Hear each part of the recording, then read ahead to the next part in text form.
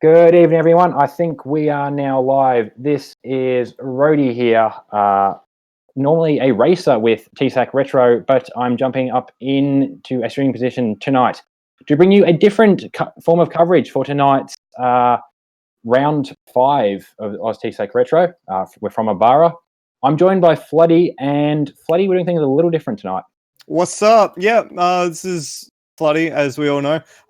So unfortunately, Kiwi has real life commitments with his actual paying job and all that sort of stuff. So he's unable to be here to stream tonight. So what we've done is we've hodgepodged a Band-Aid solution, which is basically just going to be me for 2 hours talking about all the dumb stuff that these guys are doing. So if you're not going to be happy listening to my voice, well, I'm sorry. You're stuck with it. Yeah, I will be in here and there as well. Obviously, I am racing tonight as well, so I may not be the most talkative during the race itself, but I will be in after driver's briefing is done, and I will be the man to go with when things like safety cars are happening, because we have a new safety car this week which doesn't have lights, so it's going to make things interesting. But the advantage is, unlike last round, no one's going to be overtaken or outsped by the safety car as much. It's a much more speed relative car. So, that's good. Yeah, it makes it a little easier. I suppose I'm going to hand this over to Floody for a bit. I'm going to head down for driver's briefing and I'm going to come back. Take it at your own pace, introduce them to what we're dealing with tonight. Cool. So everyone who has been watching TCAC before would know the structure of what the races are for this season. So we've got a qualifying session, a 10-minute qualifying session, and then a 25-minute race set with a set grid, and then 35-minute random grid race to finish off the evening, of course, with 2 times tire wear. It looks like we've got 15 drivers in the server so far tonight, and we are at Ibarra, or as I learnt is actually called, let me see if I can remember what it's called. It's called the Autodromo International. Yeah, I'm going to get this so badly wrong. Yahuacocha, I think. It's in Ecuador. And from what I've seen, I've never actually seen this circuit before, but man, it looks gorgeous. It's got a really, really nice flow to it. It's nestled in like a little mountain pocket. It's on one side is this beautiful mountain range, the other side this big gorgeous lake. So hopefully we don't see too many drivers get into the lake. I have already seen that happen once in practice, which is a bit of a laugh. But hopefully we won't see that. A lot of the drivers at the moment are just finishing up their final practice laps. We've got about 40 seconds left in the session. The most impressive times have actually been from Damien Rasmussen, who was the first driver to drop under a 140 with a 139.99, and then he was usurped by Shane Chancellor, who is apparently a driver from the Circuit Excel series in his real life form. So in sim racing form, he's set the top time in this session, a 39.8, so pretty tight at the front. And apparently that is with also the maximum ballast applied. So basically he's just beating everyone at the moment, despite being the heaviest driver out there.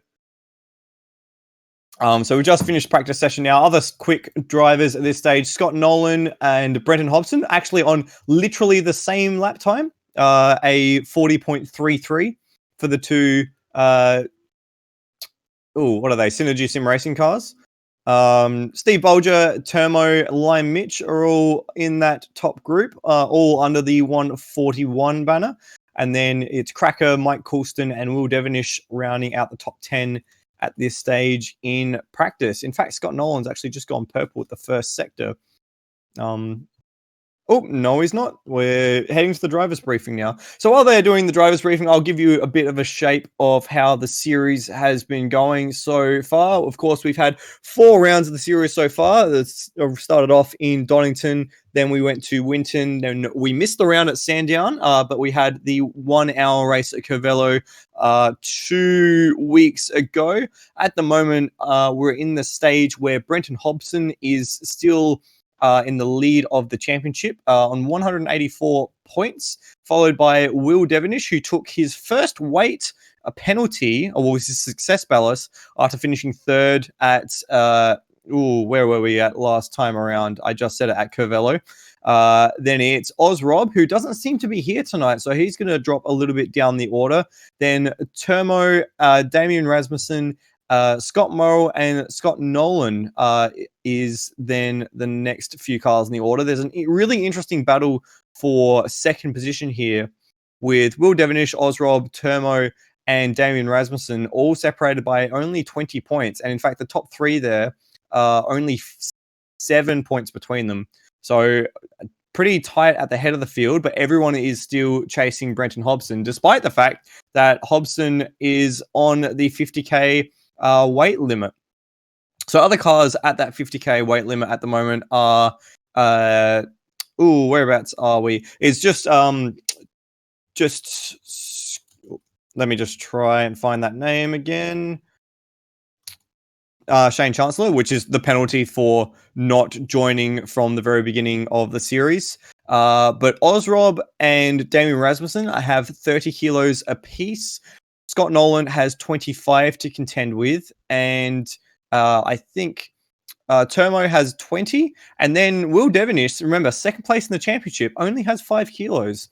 So he should be one of the quicker drivers on one lap pace, but hasn't managed to, he's managed to consistently finish fourth, which has been great for keeping the weight off him, but not so much. But that's also enabled him to keep the pressure on in the championship.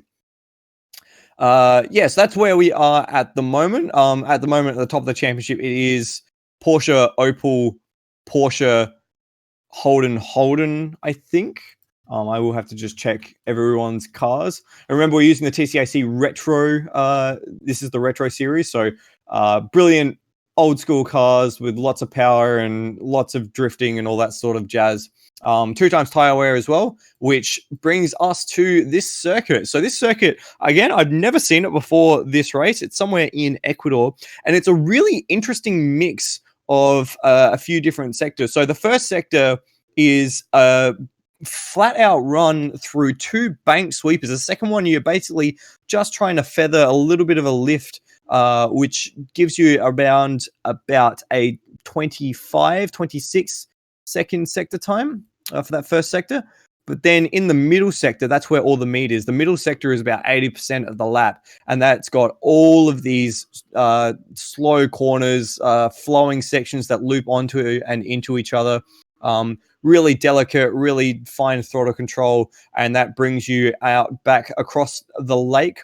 And then the last sector is literally just a not chicane, a chicane on the road that you can take basically flat out. You're going to angle the car directly into the braking zone for the last hairpin, and then shoot down the straight, and that's your last sector, basically. So it works out to be about 26 seconds, 56 seconds, and then 18 seconds for a lap.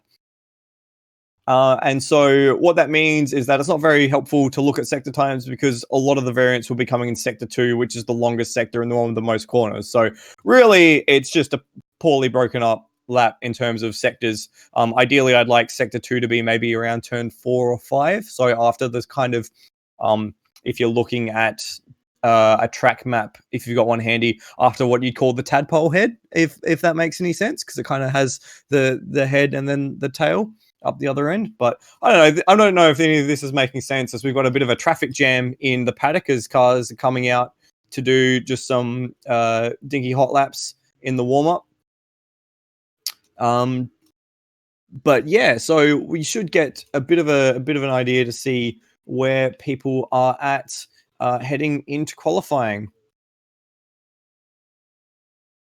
So by the looks of it, it's been the Holden Toranas that have been the best placed cars so far based on the practice times. Of course, Damian Rasmussen and Shane Chancellor, the top 2 in the session. And then it's the 2 Synergy Sim Racing guys. They should all be on the same physics model. So really, car choice shouldn't have too much to worry about besides the distribution of the car, of course, the wheelbase and the kind of turning circle, all that sort of stuff. But it does seem that the longer wheelbase cars are struggling a little bit in that middle sector. And I think that was Rhodey just coming back. Was that in fact Rhodey? I'm back in. Howdy. Yep. So what did you go through in the driver's briefing? Just the general stuff. Tires are going to take a while to warm up, so don't go charging in on the first lap. Especially at this place, there's a lot of runoff, but there's a lot of runoffs to get stuck in as such. On a less serious note, there is the lake in the middle if you want to go for an exploration. The big issue was brought up. I wish I can remember what it was, actually. It's not great that I can't remember. I was trying to look after all this as well. Things about safety car restarts, because the safety car is a bit funky around here. So hold 60 to the line. Otherwise, not a whole lot to really note. Otherwise, I've just also got the... Who is that? Sorry, I'm trying to qualify at the same time. Oh, that's Mitch, and I'm in the grass. Is this qualifying, or is this just this is qualifying? Yeah, I was going to say, because of the slightly funky schedule we're having, we had to push our driver's briefing, and because we couldn't admin hard enough, we had to push the driver's briefing into the start end of qualifying. So this is qualifying. It's just 4 minutes left of qualifying. So I doubt anyone's going to get their full 5 laps in. Oh, wow. But, I'm just keeping an eye on the comments as well in the stream. We've got Chris Riddell giving us a howdy, and apparently you going off about the Porsches. No, not yet. Not yet. I am keeping an eye on the stream comments as well while we're here. I guess seeing as this is qualifying, we should actually take a bit more of an in-depth look at the sector time. So at the moment, we've only just got the first spell of cars on their first flying lap here, and the first one to actually get to that middle sector is in fact Lime Mitch, who's immediately eclipsed by Damien Rasmussen. So Rasmussen at the moment 24.4 middle first sector, and then 56.8 second sector. So he's the one with the time to beat at the moment, but Devonish has a faster first sector. The thing is, everyone's in the middle sector at the moment, so we're just getting some first lap times coming through now. Lime Mitch crosses the line first with a 41.6. Rasmussen immediately goes to a 40.7, so only 40.17, sorry. So that's only just 0.2 outside of what he was doing in practice. So already lap times coming in thick and fast. What I am going to do is I'm just going to quickly try and find Shane Chancellor, who was our fastest man in practice, and I'll jump on board and try and give you an onboard experience here around Ibarra. So we're just coming out of the last corner now. Lap time's just about to click over, and Shane goes to a 40.0. So immediately to pole. Is keeping his foot in it, though. We've got 2.5 minutes left in the session. Long run down to the first corner, and it's a banked sweeper, completely flat out there. Don't want to worry about braking there. And then coming into corner 2 now, it's less banked and a little tighter. So it's just a little bit of a breath on the throttle. Nick that curve on the inside. Shane gets through it very, very nicely at about 170 Ks and braking just after the sector marker for this long sweeping turn 3. Shane's a little bit down. He's about half a tenth down on his PB as he swoops through turn 3 in third gear. Little dink to the left and then braking hard for turn 4. It's a lot slower through here in second gear. Then you're coming back up the hill into turn 5. It's just sort of opens as you go through to the left. Power on here through this little kink at 6, and then again hard braking into 7, but you're going downhill this time.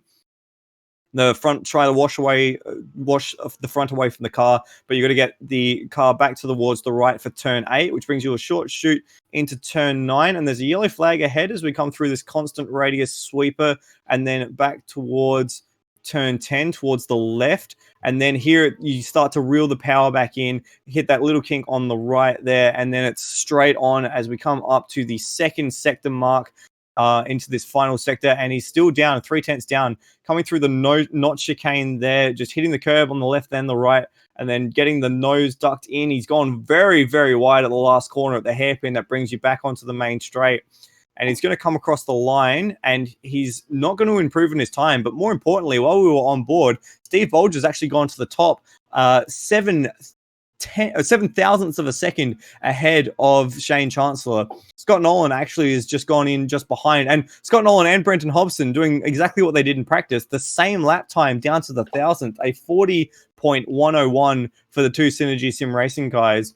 but they're still outside of where the pole time is at the moment. So with 25 seconds left in this session, it is Steve Bolger on a 40.036, which is the lead car. And he's in fact further up on this lap as he goes through the first sector mark. And Shane Chancellor's gone off, so he's not going to improve. Hobson's trapped behind Will Devonish, so he might struggle to find improvement. Nolan's got a little bit of air, and Damien Rasmussen's actually crammed up right behind Liam Mitch, and he's at a 40.1. He goes to the top, a 39.9. So the first driver in the 39s in this session. I think that might be it for him. Yep, he's finished up.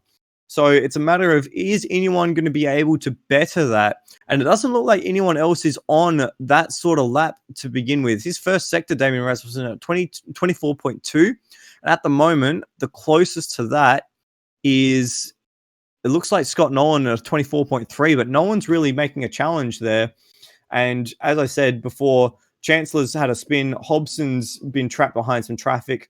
Nolan might have a chance, but it doesn't look like anyone's going to challenge that new pole time as we come towards the last laps for everyone. The time has expired on the session.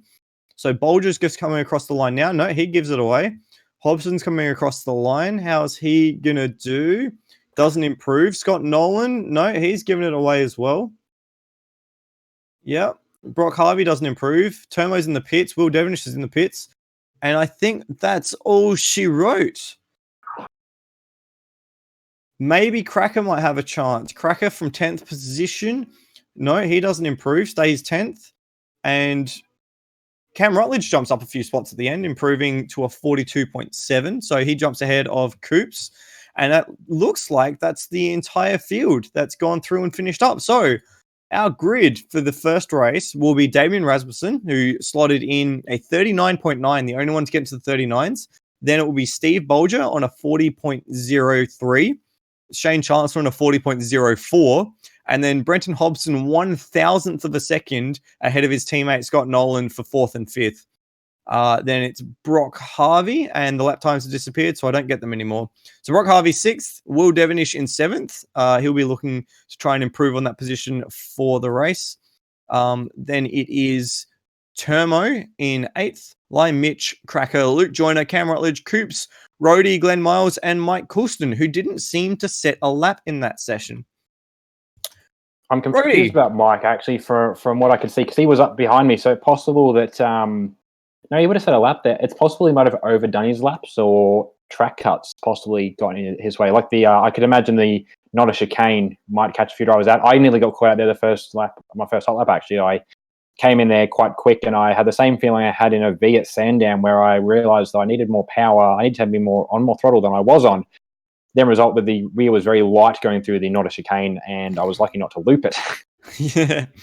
But you're not on the back of the grid, which is a nice change for you. I'm not. I'm a little annoyed, actually, because until Cam set his quite quick lap, I was a second up on my PB on that second flying lap, and I was in a catching distance of Cam.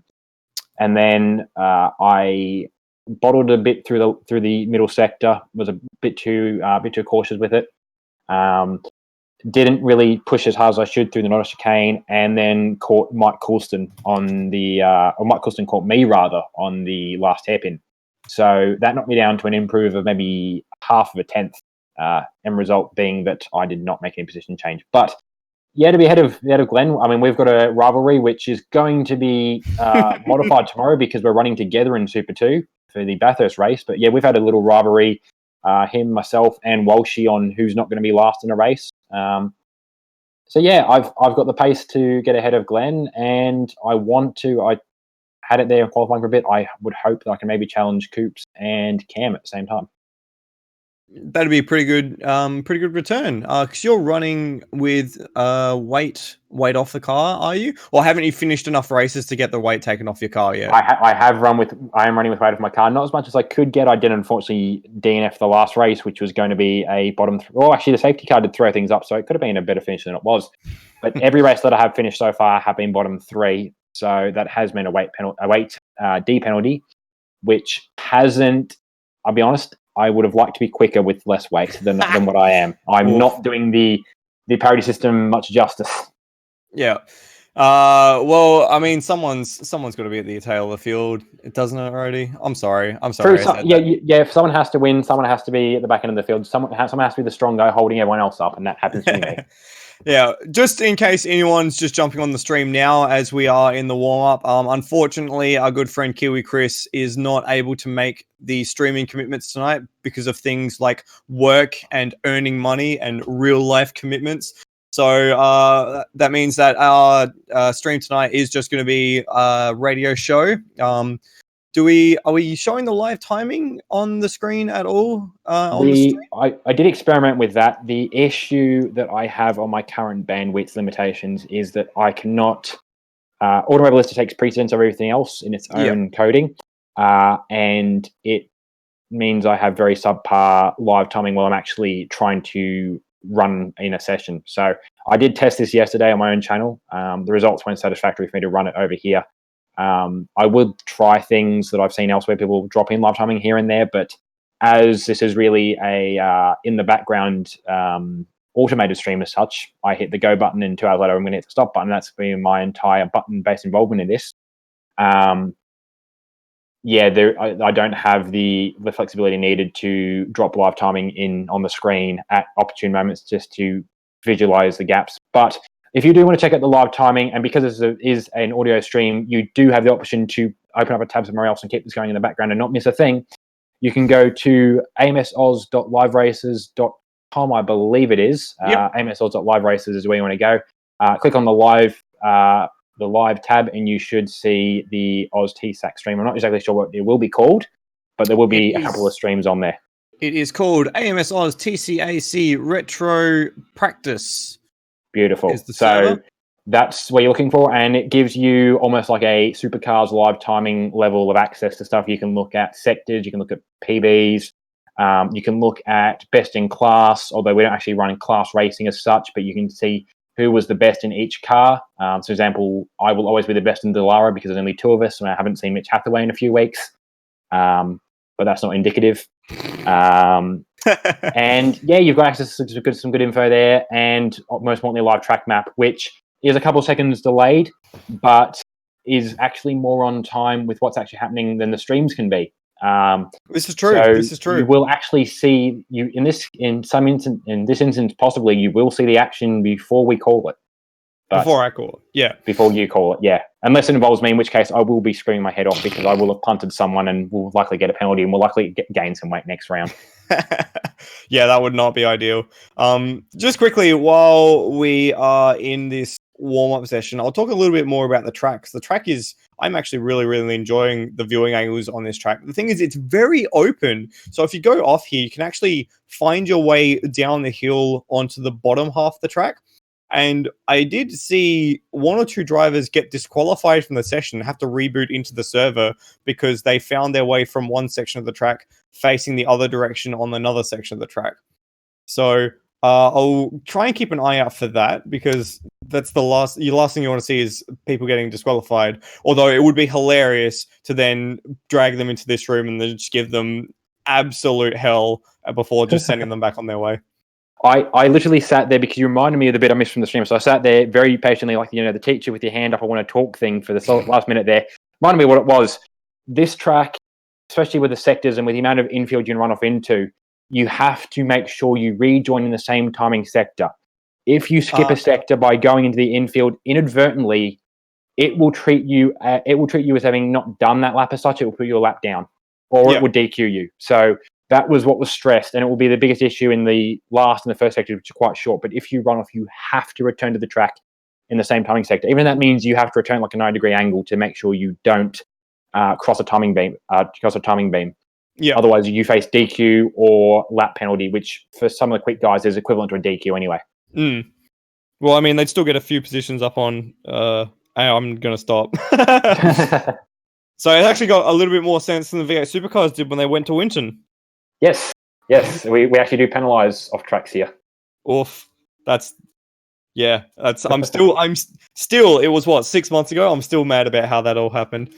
Yeah. Anyway, we are some 3.5 minutes maybe away from the start of race 1. Just guys are just having a bit of a laugh, blasting around the track at the moment, it looks like. No one's really setting any indicative laps. I mean, the fastest lap is Scott Nolan in a 44.3, which is just not even not even a little bit quick. Scott, we've got you in the booth here.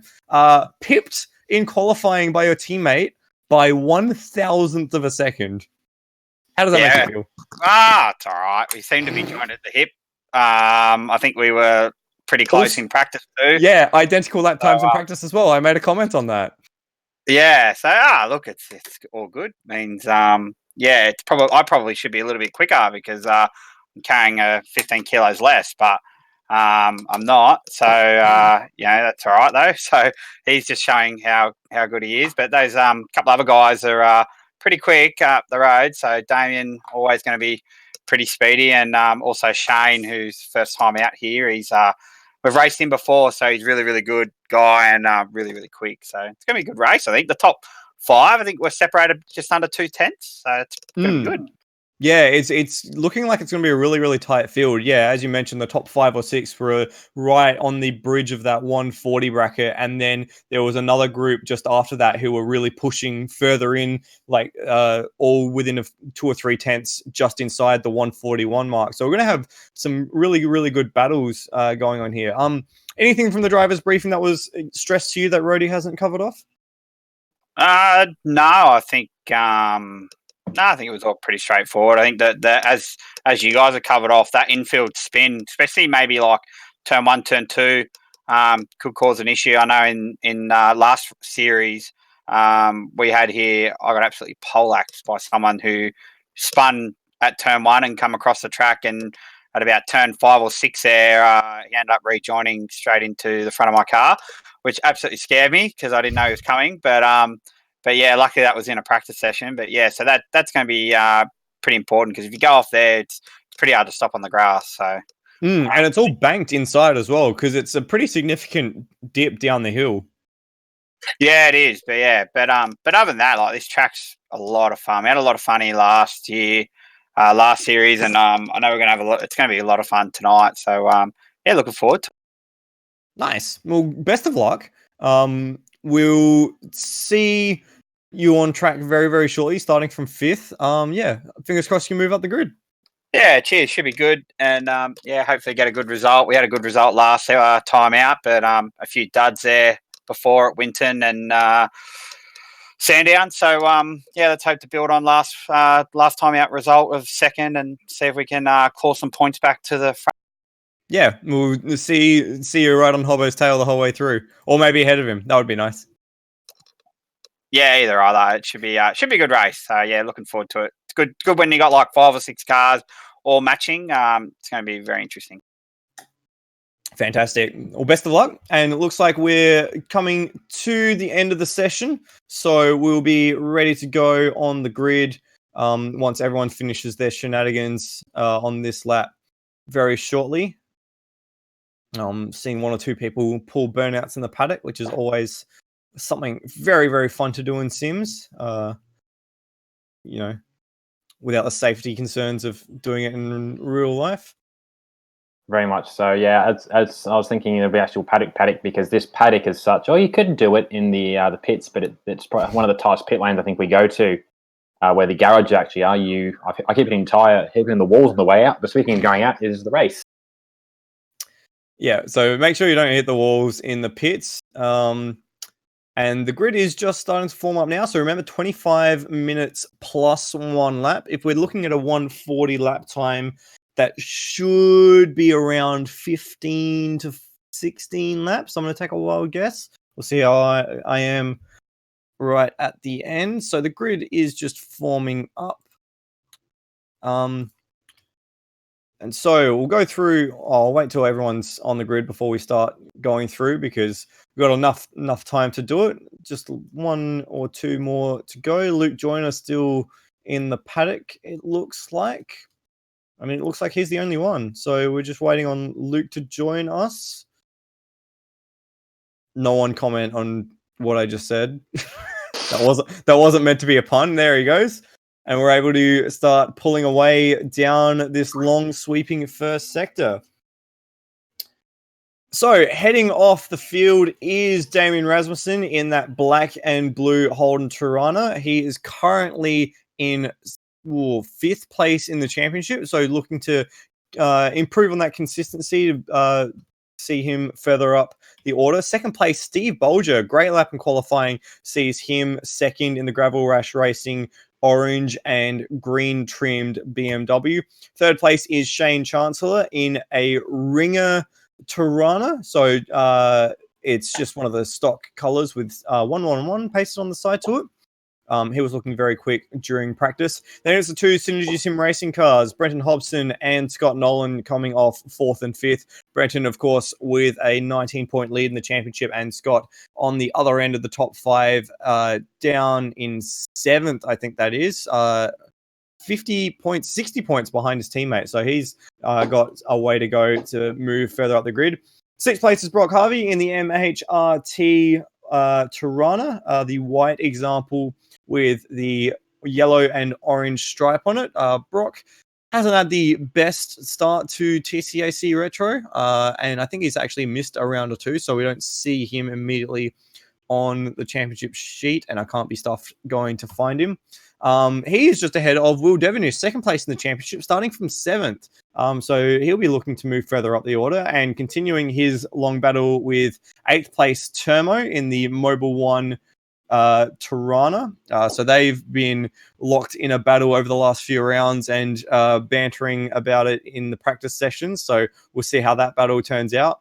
Lion Mitch in the Alfa Romeo is off of 9th place in the yellow and green car. Then it's Cracker in the Cracker Racing Team BMW, that John Player special liveried car. Luke Joyner in the 2nd of the MHRT Tiranas in the the white with the yellow and blue striped car. Then it is Cam Rutledge of the CRE Racing Escort, the first of the Ford Escorts. I think one of the only Escorts in the field. Coops is in the Cancer Council 99 Flat Spot Racing Martini homage liveried Porsche off of 13th. Then it is Rhodey in the red and yellow Delara out of 14th. Glenn Miles with the Playboy Racing Escort. And then rounding out the grid is Mike Coulston in the Saudi Camel Racing Alfa Romeo. So we're just getting the last cars onto the grid now. And it looks like Will Devenish is actually sideways in his grid blocks. What's happened there? He's very, very off kilter. And I think he's angled for a good start. He's angled out of his box, it looks like, but we're going to go racing regardless. And 3, 4, 5 lights. And we're away. So Will did get away nicely in the end, but it's Damien who gets the jump off the front of the field. It looks like Luke Joyner's and Termo, he's actually got a really good start, but he's got nowhere to go because he's trapped behind Scott Nolan. Will Devenish has actually got a great start as they file through the turn 1 sweeper. There's a little bit of contact there, and Will's off on the inside. He's off on the inside. He's had contact with, I think it was Luke Joyner, or it might have been Termo, and he's actually found the paddock there. And there's another spin later in the race. That's Rhodey who's spun on the entry to turn 2. But it is still, and there's another one gone as well. Who was that? That was Luke Joyner. He has gone through the paddock, and he's trying to get back onto the circuit. He's gone through the paddock almost into turn 5 there. But it is Damien Rasmussen in the lead as they come through the head of the tadpole and into that middle sector. So it's Rasmussen ahead of Bolger and then Hobson. Scott Nolan in 4th in a battle with Termo, and Shane Chancellor dropped 3 positions from the start. And Brenton Hobson's gone wide there in turn 8, I think that is, just before that little switchback. But he maintains his position. And all in all, a very frantic start to the race. Few cars off very wide into the paddock in the first few corners. Lucky no one got disqualified, because we did make mention that could possibly happen if you find your way onto the wrong part of the circuit. And just as we come up to the last part of the first lap, as the leaders come through the Knot chicane onto the hairpin, it is Damien Rasmussen, then Steve Bolger, then Hobbo, Scott Nolan, Termo, and Shane Chancellor, who's starting to move his way back up the grid now. And it's a big angry battle pack behind Brenton Hobson here as we come across to finish the first lap of the race. Lime Mitch has had a decent start. He's engaged in a battle with Turmo, and Mike Coulston's up 7 spots on the first lap as they try to go 3 wide into the first turn sweeper, that really, really banked corner, and they managed to sneak through. But at the front, it's Damien Rasmussen. He's already got a bit of a lead, a second lead ahead of Steve Bolger and then Brenton Hobson, as we've got Mike Coulston off in the background around turn 2.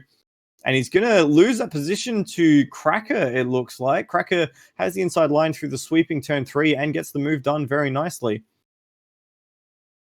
Oh, some nose-to-tail action as we go through turn 4 and 5 between Shane Chancellor and Scott Nolan. Lucky for Chancellor there as they go through turn 5 and then the little kink at turn 6 into turn 7 that he managed to keep it on the black stuff.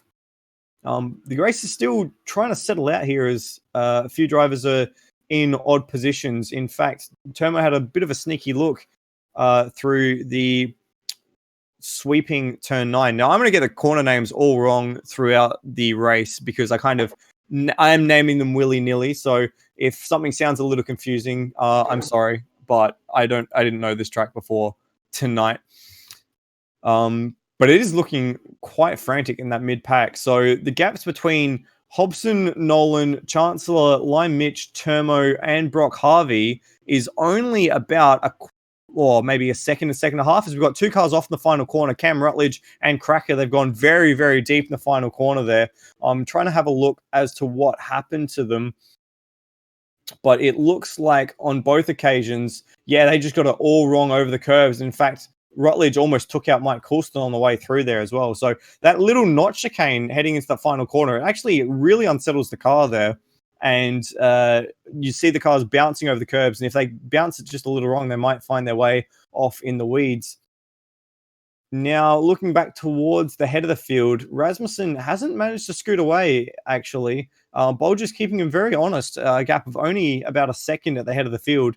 And then it is the 2 Synergy Sim racing cars with Shane Chancellor right behind. And behind them, Lime Mitch and Turmo are going at it with Brock Harvey right behind as they go through the left-hander, at turn 5. They're making contact. Turmo, has to slot back in behind Lime Mitch, who's really outmaneuvered him. And now Turmo's offline and Harvey's having a look as they go through turn 8 into the sweeping turn 9. And Mitch has just stepped a wheel off there. Is he going to be able to hold that line? No, he's gone a little wide. Has to take the defensive line into the next corner, the sweeping left-hander this time, heading towards the back end of the circuit. But it's forced Turmo off. Turmo's had to go off into the grass, and he's cut the track there, bounced over the curb on the inside, and he's lost a few positions in that. So now Lime Mitch and Brock Harvey are in 6th and 7th place. And it looks like we've got the first of our pit callers, actually. As we've got a few fastest laps coming through. A 40.15 is the fastest lap from Steve Bolger, but it is Scott Nolan in the pits, taking the first pit stop of the race. I'm just going to note that down so that way I can remember that for later. So that was Nolan on lap 3 with 20 minutes remaining. Oh, and was that Brock Harvey? Yes, Brock Harvey's just gone off on the inside of turn 2, that is, and he's gone off big. He's had a massive high side moment that's checked him onto the inside of the circuit, and he was lucky that he didn't scoot across onto the lower infield there, but he's lost a few positions there, and he's come back onto the track just ahead of Cracker. He actually did a very good job elegantly pirouetting the car through the slide, just missing the tree that's grafted onto the inside of the circuit and facing the correct direction on the way out. So all in all, not the hugest loss for Brock Harvey, but still he would be disappointed that he's made that mistake. Actually, why is Damien Rasmussen down in 7th place? He's had an off somewhere. So I'm scrolling back to find that. Yeah, he's had an off at turn 3. Now, how did that happen? Oh, sorry, it's not turn 3. It's turn 5. I think it's turn 5. And it looks like he lost it on the way. Oh no, it was turn 3. So he lost it. He went wide at turn 3, got onto the grass, and then never recovered it as he went through turn 5 and 6. And he's actually down in 7th place now and takes a pit stop. So we've had Coulston in the pits, Hobson in the pits, and now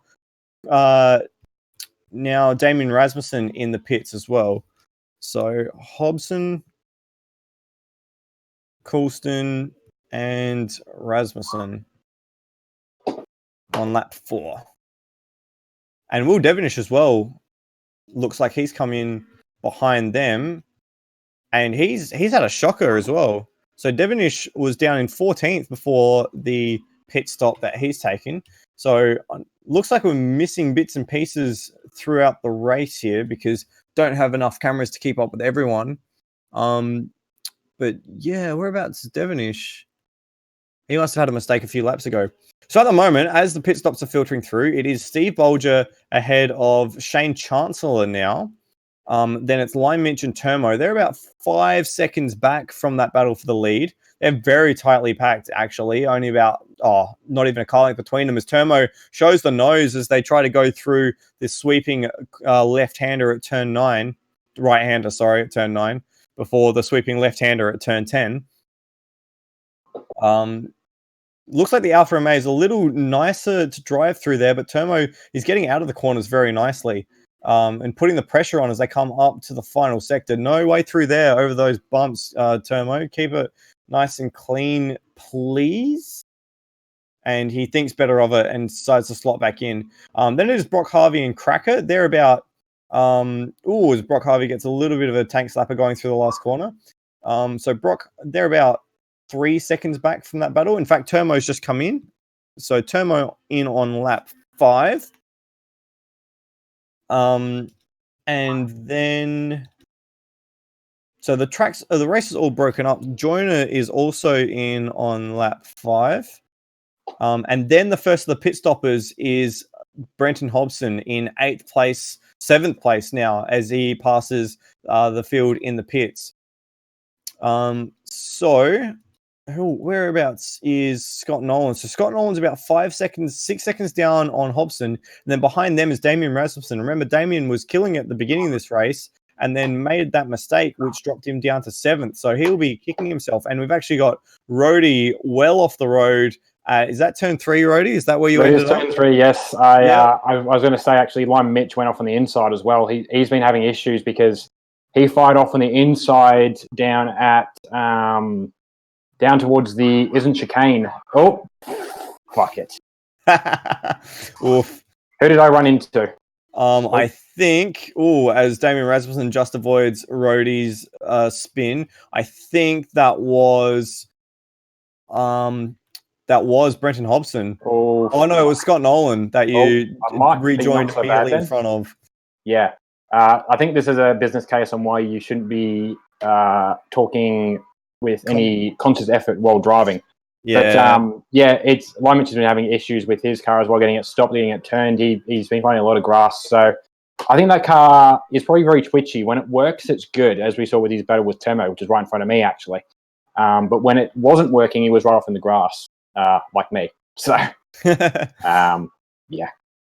Well, he seems to be gaining a bit of positions while the pit stops are cycling through. We have had Shane Chancellor and Cracker make their stops on lap 6, so we'll see where they pop out. What this has done is it's actually left Steve Bolger out the front with a 12-second lead to the next car on track, which is Brock Harvey. He's got 5 seconds over Lime Mitch now, so those positions have definitely changed. Then it is Cam Rutledge, and Shane Chancellor's actually jumped Brenton Hobson in that pit cycle. So Chancellor it's half a second ahead of Hobson. So that's it. And he's gone. He's looped it at turn 2. So he's taken a bit too much road on the outside there, and he's gotten on the curb and looped it on turn 2. Luckily, it was only a half spin, so he didn't go directly into the infield. But that battle for the effective lead of the race was very short-lived in the end, and Shane Chancellor, luckily, returns to the circuit to fight another day, but he's probably lost a chance at winning this race after that spin there. The next of the pit callers is Scott Nolan, so he's now only 3 seconds behind Shane Chancellor, And then it's Damien Rasmussen, who's only 2 seconds behind Nolan. And then Coulston. So Coulston's had a great run after pitting on lap 4. So we're at 13 minutes remaining in this race. So about just under half distance. We're on lap 7 here, and Coulston's up 7 spots to 9th. And effectively, after we take the pits into account, he's in 5th place. So, of course, Steve Bolger and Brock Harvey still have to file back into that, but that's a pretty decent improvement for where he started on the grid. No pit callers that time around. In fact, I think one of the leading cars just put in a pretty decent lap. Most of the cars at the front of the field are actually in the mid to high 40s. So Brock Harvey a 40.8, Steve Bolger a 41 flat. On the other hand, Chancellor's, of course, came out of the pits and had a spin, so he's had a slow lap. Scott Nolan's just set the fastest final sector, but that was a 18.8, but his lap was a 41 flat. Hobson a 41 flat, so it doesn't look like there's that much tire drop-off compared to taking that pit stop earlier or later in the race. So it'll be interesting to see where Steve files out at the end of it, but he is losing a little bit of time to Brock Harvey. That gap was about 12 seconds. It's now just over 11. So we must have had another pit stopper that time around, and we did. It was Cam Rutledge. So Rutledge pit on lap 7, and he's filed out behind Coulston. So another position for that Alpha. In fact, that's a really vigorous battle. Mike Coulston in 8th, Cam Rutledge just coming out of the pits ahead of Cracker. So they're only separated by about a second between the three of them as they come through the slower section at, I think that's turn 7 is what I've been calling it. Turn 7 or turn 8. I think I've been calling that turn 8. So they're coming through the left-hand sweeper at turn 9 now, and then into the right-hand sweeper at turn 10.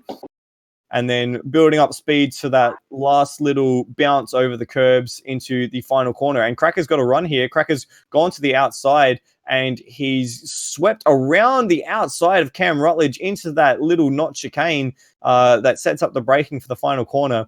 And so he's taken 9th position. He's got to chase down Mike Coulston for that 8th place. And while that's all been happening, Brenton Hobson has set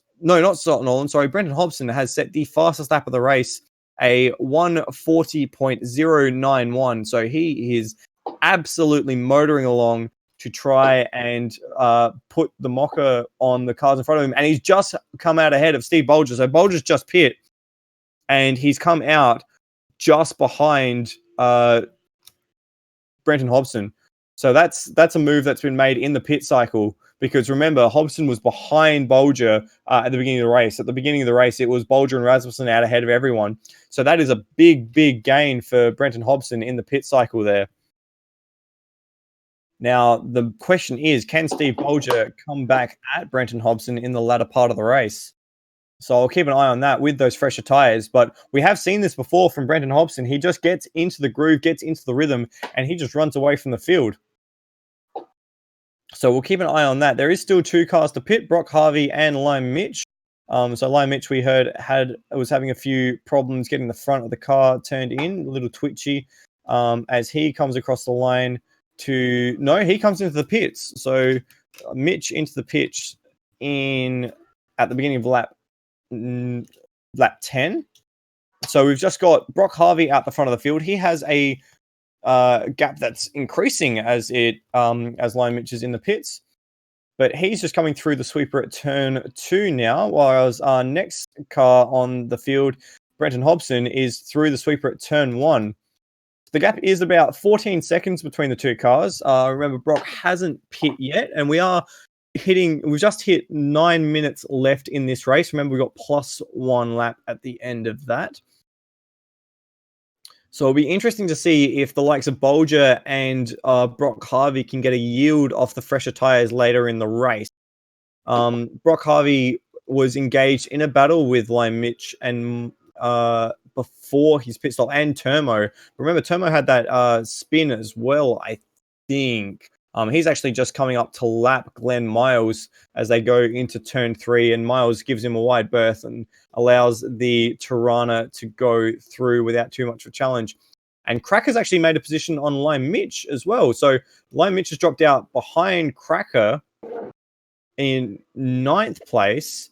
And we've got a yellow flag on the circuit in the middle sector. And I think that was for Mike Coulston, maybe. It looks like Will Devonish.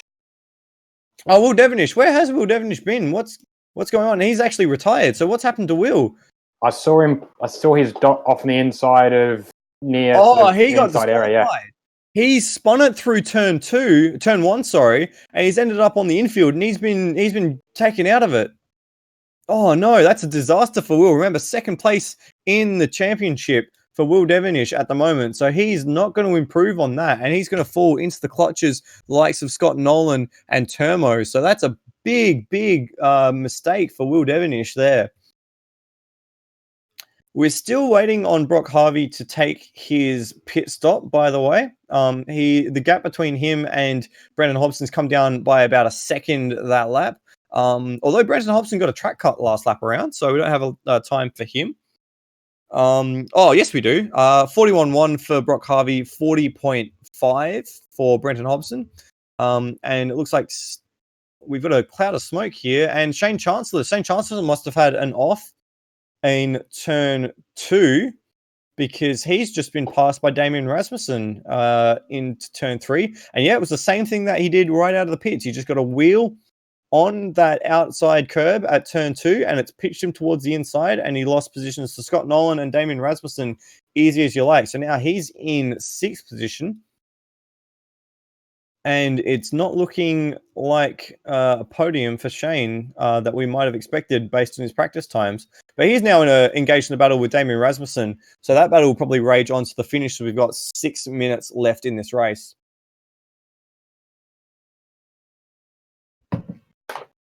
So while we've got a chance, while it doesn't look like anything necessarily extravagant is going on throughout the field, as I say, that Brock Harvey pits, so that cleanses the field. I just want to add quickly that technically that doesn't. I haven't taken my stop yet. Oh, well, if you got out of last place, I'd be more concerned about you taking I'm not in last place. I'm ahead of Will. Oh, but Will's... Oh, whatever. I had to pit lap 1 after lap 2 after contact with a wall, which wasn't my official pit, so that's why I'm still out. Hoping for a safety car, honestly. Then you might be able to rage onto the back of Glenn Miles, right? Exactly. So while Rhodey sorts out his strategy, I'll give you a bit of a view of the field. We are on lap 12 of probably 15 at the moment. So we have the leader, Brenton Hobson. He's just coming through turn 5 now. So just into the slower section of the track. About a second behind him is Steve Bolger. Pardon me. So that'll be something to keep an eye on as we head to the last section of the race. Then it's a battle for 3rd between Scott Nolan, Damien Rasmussen, and Shane Chancellor. They're about 8 seconds behind the battle for the lead. I wonder if Scott Nolan's actually got a little bit of damage after his contact with Rhodey after that rejoin, because he's under some significant pressure from Damien Rasmussen now as they come through the right-handed sweeper at turn 9 into the left-handed sweeper at turn 10. I'm trying to remain internally consistent and then ramp up towards the back end of the circuit. Then it is Brock Harvey who's dropped out in 6th, so he's made a few gains. Then Mike Coulston, again, up 9 places in the Alfa Romeo, starting from the back of the grid. He's doing very well in 7th. Then it is Cracker. He wasn't able to keep up with the pace being set by Mike Coulston, so he's in 8th. Lime Mitch in 9th. Termo down in 10th. Then it's Luke Joyner, Cam Rutledge, Coops. Coops is just about to get lapped by the battle for 3rd, it looks like. And he gets out of the way of Scott Nolan and Damien Rasmussen. In fact, Damien Rasmussen gets a better run through turn 1 there. I'm just going to zoom back up to that battle. He's slightly sideways through turn 2, but he's got looks like he's got the pace compared to Scott Nolan. He's going to size Nolan up. Nolan takes the defensive line into turn 3, and that forces Rasmussen just a little wide onto the marbles, but Rasmussen cuts back in the second apex of turn 3 as they jink through turn 4 into turn 5. He's all over the back of that Porsche. In fact, he gives that Porsche a big tap, and it sends Nolan a little sideways, but Rasmussen gets out of it. And all that's done is that's just allowed St. Chancellor to get back into this battle again as they come through turn 7 and now into turn 8. The slow hairpin on the inside of the track there. And at the moment, it is just looking like Nolan is very vulnerable to the Tirana of Damien Rasmussen. It's another story of what could have been for Damien Rasmussen as he comes up on the inside of Scott Nolan. He got it done out of turn 10 on the exit as they start to ramp up towards that latter half of the circuit. He's got the move done. He's got the inside line as well as they come over the curbs that sling you into that braking zone. Is Nolan going to have a dive? Not quite. He's actually got a cover from Chancellor behind him, and Rasmussen gets that position done, but they're still nose to tail coming onto the back straight. Rasmussen did not get a good run out of that corner there, and Nolan is right in the wheel tracks as they come across the line to start lap 14. He pulls towards the inside, looking to get a run into turn 1, but he hasn't got the pace quite as much as the Tirana does as they sling through turn 1. Still nose to tail as they come through turn 2. Who's going to be brave on the brakes here? It is Rasmussen.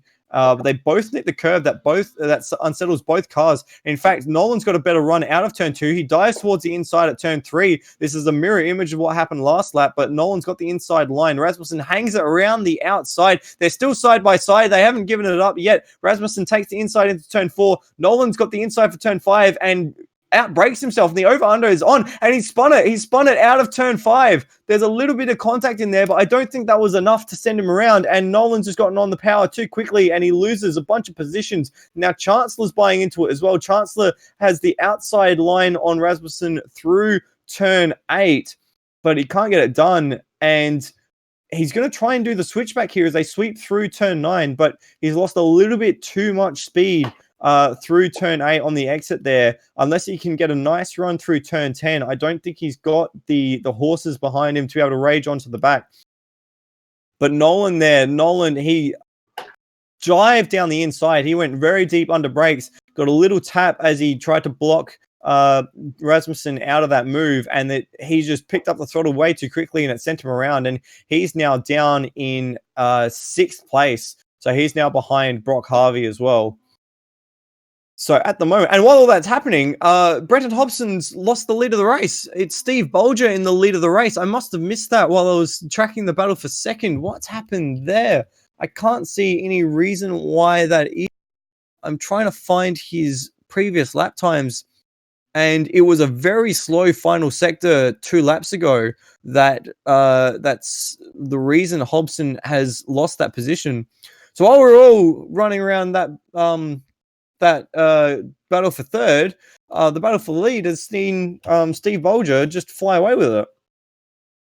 So he's got a 3-second gap at the head of the race. He's actually got the fastest lap of the race as well in that melee. And he's looking pretty comfortable as we are expiring. We've hit the time limit now. So we're on lap 15 now. So we've got one more lap to go as the leaders are coming through the middle of this lap now. The closest battle on track is still that battle for third between Shane Chancellor and Damien Rasmussen. Chancellor looks a little bit more speedy now that Rasmussen's on the defensive, but he's still not quite close enough as they sweep through turn 10 here, getting very sideways, getting the all 4 wheels drifting, coming through that sweeper right next to the lake. So let's try and get our bearings quickly. Bolger has a 3-second lead as he starts the final lap now. Then it is Brenton Hobson. He's got 7 seconds over the battle for third, which is nose to tail as they come out of the last corner. And then it's the next Tirana of Brock Harvey that is in 5th place. He's got about 3 seconds ahead of Scott Nolan as they come across the line now. But it's this battle for third that's where the intrigue is. They come through turn 1. And Rasmussen's had to go defensive. He's not got the run out of turn 1. Chancellor's going to go around the outside into turn 2, and he's got it done before they even turn in. No, he doesn't. He's sliding. He's lost the rear of the car, and he's spun back towards the inside again. Again at turn 2, Chancellor's messed it up, and he's lost a bunch of positions. He's come to a complete dead stop, and before you know it, he's dropped down to 6th. He might even lose 6th here as Coulston rages up behind him. But again, he was out in the marbles. He was all locked up, and yeah, he just got sent the whole way around, and that was it. That was all she wrote. Rasmussen he didn't get the run, but he positioned his car much better, and that was enough. That was enough to hold 3rd position. Oh wow, very scrappy race from all the Tiranas at the head of the field there, and I think both of them would be ruining what could have been a top 2 finish for either of them, to be honest. But all that's academic now because Scott Bolger's coming to the last sector of the race. He's got still a 2-second lead, takes the fastest lap as well, unless someone's got a blinder in this last lap, and it doesn't look like that's the case. He's coming around the final corner to take what I think will be his first win in AMS TCAC, and he takes the win ahead of Brenton Hobson, who's just behind, about a 1.5 seconds behind. And then it is Damien Rasmussen who outlasts the rest of the field to take 3rd place. And Scott Nolan recovering to 4th. What's happened to Brock Harvey? Brock Harvey's... Something must have happened there. He's lost plenty of positions. He must have... I'm trying to scroll back because it's not making any sense. He might have had a coming together with lap traffic on the last lap of the race. Yes, that looks like what's happened. He's come through the sweeper at turn 10 to find Cracker directly online. They've made contact, and he's lost. He's gone from 4th to 7th in that last lap. So in the end, it's Scott Nolan 4th, Shane Chancellor in 5th, Mike Coulston up 10 positions into 6th place. What a race from Mike. Brock Harvey 7th after that last lap kerfuffle with traffic. Lime Mitch 8th, Luke Joyner 9th, Termo comes home 10th. Cam Rutledge in 11th. Coops has finished in 12th. Yes, Cracker 13th after that contact on the last lap as well. And Glenn Miles with the last car to cross the line in 14th place eventually. Glenn's just coming through the sweeper at turn 10 right now. That's the left-hander that brings you alongside the lake. And 15th is Rhodey. Congratulations on not being technically last, Rhodey. Thank you. I wanted to say, actually, Cracker, I think Cracker only in a couple of laps from the end because he was trundling about 100 k's an hour down the front straight into turn 1 and turn 2. I nearly collected him through turn 1, actually. So I think he's had a major incident with the wall somewhere. Possibly, I'd just say lost a wheel. Otherwise, I feel he would have pitted with the damage. But he stayed out, and that's, assuming he stayed out, that's why he's ended up in the way of Brock. So if there was, I think, a ruling on that, it would probably be Brock's responsibility for that one. But I don't know. On replay, for me, it didn't look like Brock had too far to go. And you are right. In fact, 3 laps out from the finish, very, very long middle sector for Cracker. And then all of his sector times after that were very, very slow. So you might be right on that one. Do we have any drivers in the room? In fact, yes, we do. Give me a second to just catch my breath and we'll do some interviews. So firstly, race winner, Steve Bolger. Steve, great race from you. Capitalized on a few mistakes from the guys around you. How was the race from your perspective? Yeah, it was good. I was expecting Hobbo to drive away in that last sector a little bit, but tyres must have caught up and had a bit of a weight advantage as well, so it was quite good. Yeah, I was actually making the comment that I wondered how much the tyres would come back to you, and it looked like you still had a lot of tyre life at the end of the stint, at the end of your first stint, and then again at the end of the race. Yeah, changed the fronts only and actually gave me better balance once they come up to temperature and got some decent turn in the fast corners. So it actually helped me. I think I set fast slap with the worn rears, which was good. And yeah, fantastic. Is that your first race win in TCAC? Certainly is. Very happy. Yeah, congratulations on that one. I hope it's a sign of good things to come. Thanks, mate. Second place was Brenton Hobson. Brenton, classic hobo strategy from you. Came in early, got out of the ruck, and then tried to stretch it out towards the end of the race. You made a mistake in that last sector, I think a few laps to the end. Can you take us through what happened there? Sure, yeah. What happened was the Porsche sucks at curbs, and I flew across the chicane and couldn't stop it, and I wasn't going to make the corner, so I ripped first gear to try and get the car to stop, and it was way too short of a gear, and it just locked the rears up and spun out. So, yeah, that was a good move. One of my better moments. Oh, well. Still second place for you. Again, a fantastically measured result. You didn't get into too much trouble.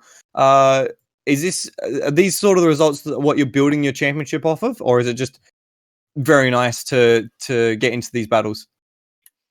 I like to race. I enjoy the battles, and I like to win, which is what I want to do every time I hit the track. But I mean, typically we don't have the pace to win. We just try and get the best result that we can each time we hit the track. And if we can sort of manage top 5, top 3, every race, and that's what puts together a championship run. And that's what I typically try to do, just be consistent, make the finish every time. And, if you stay on the track most of the time, you can end up near the front somewhere. So, we just do the best we can every time. Fantastic. I think this is actually your... Oh, let me do the maths here. Is this your 6th podium this season for TCAC? No idea. I think the only race you haven't podiumed at was last round at whatever that track's called. I can't remember these Brazilian tracks. There's too many of them. Yeah, I had all sorts of dramas at the last race, so that was not a surprise. But I mean, one lap pace wise, we sort of struggled to even get in the top 5 most of the time. But across the race, if I can just stay clean and consistent, which is what I try and do, often you'll find your way a little bit further forwards. It's just a case of being lucky sometimes. Well, I think it's more skill than luck for you. Another podium, so congratulations on your 2nd place. Thanks. We'll see if we get random draw off the back row again this week for the next one. that would be brilliant again, wouldn't it? Just come from the back of the field to the front. 3rd place in that first race was, at the end, Damien Rasmussen. Damien, great start from you until you had a little bit of an off early on the race, and then you came back with some great battling at the end of the race. Take us through how that race went from your perspective. That race was just full of mistakes. Add it to the list of the ones I've thrown away this season. I got a good start, and then I was at 2nd or 3rd lap. I came in and was in 6th gear, and usually I'm in 5th gear, and just overshot the corner and outbroke myself. As for the rest of the race, I just made a bunch of mistakes, pitted after that, and selected the wrong set of tyres. So I already put a worn set of tyres back on the car. And then, on that last little bit, after the good battles with Scotty Nolan and I believe it was Shane. Yep. On the last lap there, I was in 5th gear and didn't realise it. And that's kind of what made Shane go around the outside, and in the end made Shane end up looping on the marbles. So, good recovery drive. I'll take a 3rd after all that.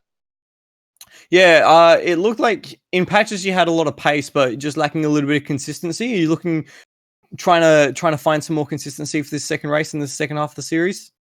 I have actually complained about that to Hobson before. I've said I'd rather be consistent than quick. But I know I got the pace. I can definitely do the laps the leaders are running. I was keeping an eye on the lap times, and I think I just need to dial it back a little bit and just get that consistent. Fantastic. Well, congratulations on your 3rd place. Fingers crossed we'll see a more consistent Damien Rasmussen in race 2. Hopefully. Cheers. So that is the first race here at Ibarra in the books. And I think I have with me, finally, after his gallivanting adventures, doing real world stuff, Kiwi Chris. That's me. Hey! So does this mean that we get a video stream? No, because I have a mouse that's not playing ball. Oh, damn. Oh, well, we'll just have to keep radio showing it then. But what I'll do is I'll take the audio from what we're doing now, get the replay file. Don't do that.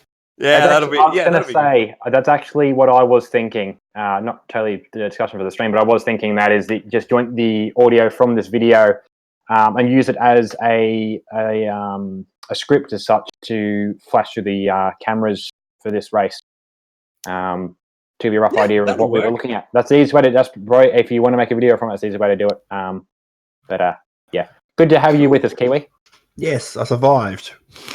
Well, Traffic. well, you can regale us with your stories of real life, or I'll get myself another glass of water, and I'll be back in a second. So real life. Yeah. Yeah, it's been great. For those who are wanting to play a ball, keep an eye out on my Twitter for when I drop our latest episode of our Supercar podcast, previewing some race this weekend. I'm not sure what's on. Oh, yeah, I forgot about that. I was in the live audience for that. You were the live audience. I wasn't the only live audience, but I did subscribe to the only live audience ticket. Yes, indeed. So that'll drop hopefully over the next 24 hours, previewing all the action we're going to see from the mountain. Also, it's bloody cold out in Melbourne tonight. Also, Rhodey, have you crashed your car at pit lane? No, I don't know what happened. My car just moved. I'm not even in the game. My car just moved out onto the track or out onto the pit lane. So I do not know. It's having a moment. I'm not entering the track, Mike. Just having a time. Kiwi, have you had a racetrack before? Ibarra? Yes. All I know is it's in Ecuador. You are correct. It's actually a pretty cool track. It's got a lot of elevation to it, so I'm sure you'll see that as we see the cars begin to grid up for race 2. We'll see the perpetual lottery of where everyone... Oh, no. Yes. Uh-oh. I saw that. Because I need to focus for this race, I'm going to head down, because that was the guy that I accidentally ran into last race. I don't want to do it again. I'm going to head down to the race chat. Good luck, you guys, now that there's 2 of you. Have fun. I'll see you guys after this. Yeah, good luck yourself, Rhodey. Good luck, Rhodey, for second place on the grid. Jesus Christ. Okay, so if we do a formation lap, I'll tell you what I've been calling these corners, just so that way we can remain internally consistent. Because I was struggling myself to remain internally consistent. I reckon I gave one of the sweepers in the middle part of the track, anywhere from turn 7 to turn 11, it was called throughout that race. So we'll see how we go. It looks like we've got the grid set up. We are going on a formation lap. So just for the grid, so we can get that out of the way, it'll be Scott Nolan and Rhodey on the front row of the grid. Then Luke Joyner and Mike Colston, a better start for him in this second race. Will Devonish 5th, Cracker 6th, Steve Bolger from 7th, and Brenton Hobson. So the 2, and then Glenn Miles and Damien Rasmussen. So the top 3 from last race, all within 3 cars of each other. And then Brock Harvey, Cam Rutledge, Shane Chancellor from 13th, Coops, and Termo from the back of the grid. So, Kiwi, that sweeper that we've just come through, that's turn 1. Now, this one here is turn 2. You actually do have to brake for turn 2, as we're watching Luke Joyner and Rhodey at the front of the field. And then it's turn 3. So I've been calling this section the head of the tadpole, because the track map kind of looks like a little bit of a tadpole. Yep. Ooh, I like those dishes. Yeah, that little slip at 4 to the left is 4, and then into 5. And then this tight left-hander I've been calling 6. Yep. Then the little kink back to the right is 7. And then the hairpin where Scott Nolan is keeping the Porsche, trying to get the nose tucked in, is turn 8. And then this double right-hander I've just been referring to as the sweeper at 9. Okay, yep. And then just behind that is the sweeper at 10, because it kind of swings back the other way. Yep. And then the last part of the lap, I haven't really been using corner numbers, because it's basically just full throttle here until you hit the curbs, which launch you into the braking zone for the final corner. Is that what you've been calling the not chicane? Yeah, the not chicane. Yeah, because it's not really a chicane. It's basically just narrowing the track for where you want to be doing the braking for that final corner. Not really a bus. It's not really a bus stop. It's more of a bus go. Yeah, exactly. It's not a chicane, but it's not a chicane. Just kind of there. Yes, and I see what you mean about this space being very open too. My God, it's just a paddock.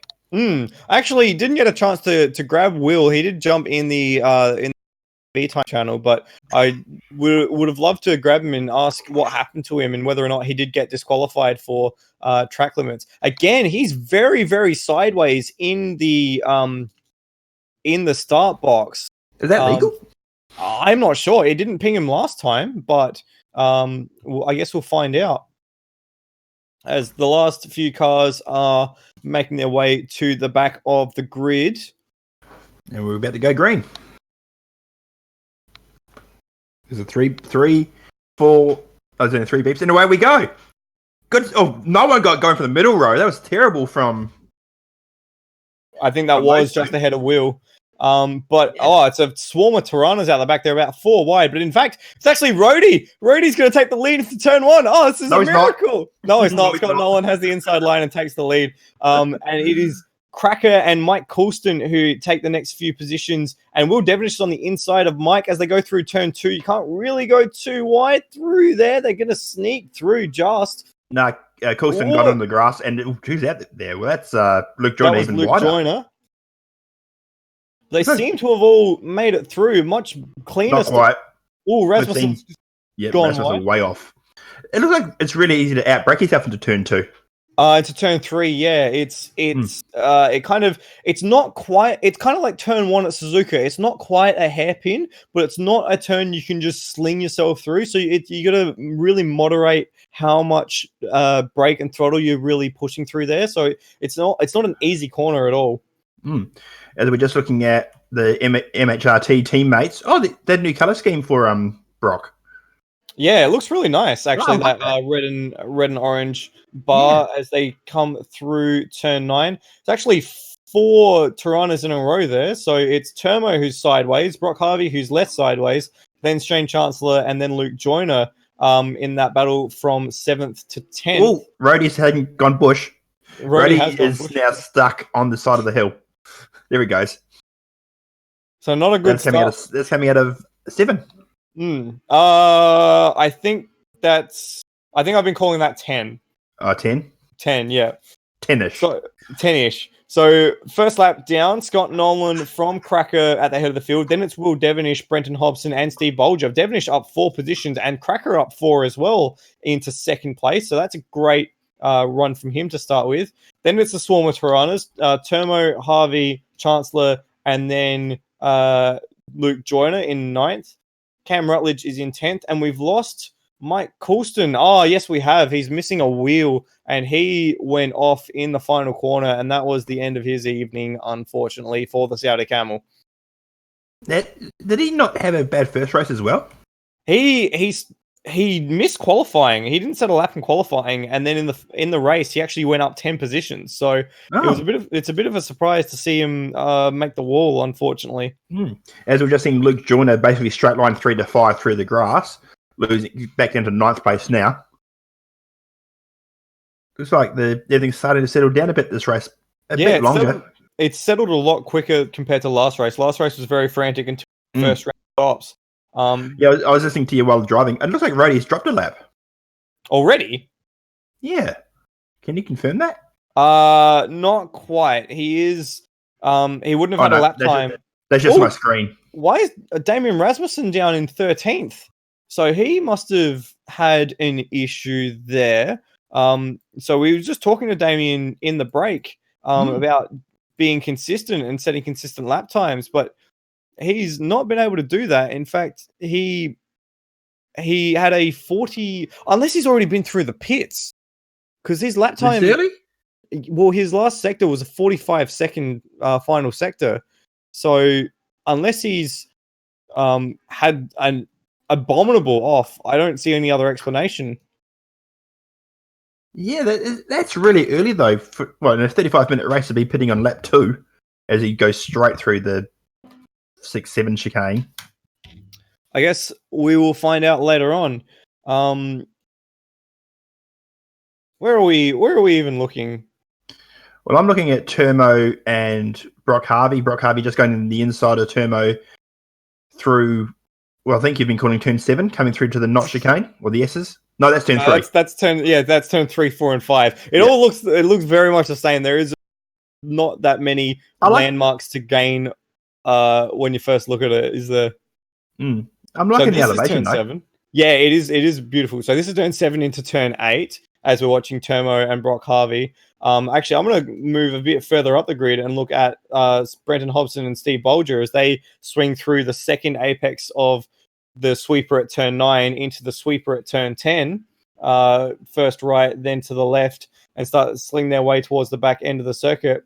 Now, those two guys, remember, were the first and second place drivers in the first race, and they're on the tail of this 5-car sort of breakaway at the front. So as the cars all come through the final corner now, so it's Scott Nolan, Cracker, Will Devonish, Brenton Hobson, and Steve Bolger, and then about a second and a half back is Brock Harvey. So those first 5 cars are really beginning to sort of step away from the rest of the field as we are starting lap 4 of this race. Yeah, things have certainly settled down. When have they been pitting, roughly? So in the first race, it was anywhere from lap 3 to lap 11. First race was about 5 minutes in. Yeah, the first race was 15, 16 laps. This race, Brock Harvey go a bit wide out of 4. No, 2. 2, yeah. And then I think Will Devonish actually got a bit sideways in the entry to 3, so he was very lucky to pull that up. In the 35-minute race, we should be seeing maybe 10 more minutes of laps would be about 6 or 7 laps, so we might see 22 laps. So I'd expect to see pits from maybe lap 5 through to lap 15. Perhaps. Okay, cool. So should still be a little while then in that respect as the field files through the middle sector. That was another thing that you may have missed me complaining about at the very beginning, Kiwi. The middle sector here is about 80% of the lap, so it's very hard to get a read on how the cars are in relation to each other. I caught you moaning about that. Don't worry. Yeah, it is a bit.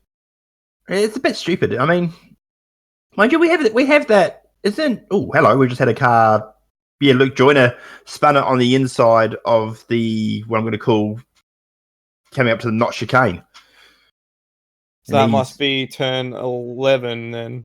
Yep, just coming through the back of the paddock now. So yeah, he's down in 11th place after that little spin, or big spin actually. So again, we've got a group of 5 at the front, still the same 5, and then a trio of Tiranas in positions 6, 7, and 8. It's Termo, Chancellor, and then Harvey, this trio of Tiranas. They're just coming through turn 1 now. Chancellor just at the fastest lap of the race, a 40.3. So he's looking very racy as they sling through turn 2. And he's on the back of Termo. He's going to have a dive into turn 3. There's a puff of smoke from someone ahead who I didn't catch. But Chancellor hasn't quite managed to get the pressure onto Termo enough to be able to make a move. He's going to open up through turn 5. He has a look, but not quite. The move was possibly there. But we look a bit further up, and Will Devonish is making moves now. The defensive moves on Brenton Hobson. That was Hobbo trying to be really aggressive around the outside of that corner. Now Bolger's buying into it as well. So they're coming through the sweeper at turn 9. Bolger's had to be on the outside. He's had to file back into line behind Hobson, but Devonish is looking very understeery as he comes through the switch in the change of direction into turn 10 and starts to ramp that speed up for the last sector of the lap. He's dropped off the tail of Cracker now, so Cracker's doing a fantastic job maintaining second position here. And Hobson's got a huge dive over the curbs. He's slid it in on the rears. He's outbraked himself, though. Devonish has had to check up to get out of it, and Bolger's now going to be the one who's going to have the run. But now Hobson's dived straight into the pits. That was smart. That was a very much... he's missed his pit bay. Back, not by much, but just enough. Yeah, that was smart. That was smart by Hobson. Send it down the inside if you can, get the move done. Great. If not, pit. A bit of all or nothing. And this guy turned out nothing. Yeah, he had the backup plan in place, which worked out really nicely for him in the end. We'll see how that goes on the other end of the... Meanwhile, and now it gives Devonish... Devonish is smoking his tyres a lot. Yeah, he didn't have a good first race. In fact, he had a shocker in the first race. He was nowhere for most of it. And that trio of Tiranas behind him, sorry to interrupt myself, but they're just going absolutely at it. Termo and Brock Harvey, MHRT teammates, I think. Whoa, big sideways moment from Termo. Sorry, they're not MHRT teammates. That's my bad there. And- They're really just giving each other no politeness as they're banging doors going through the first half of the circuit.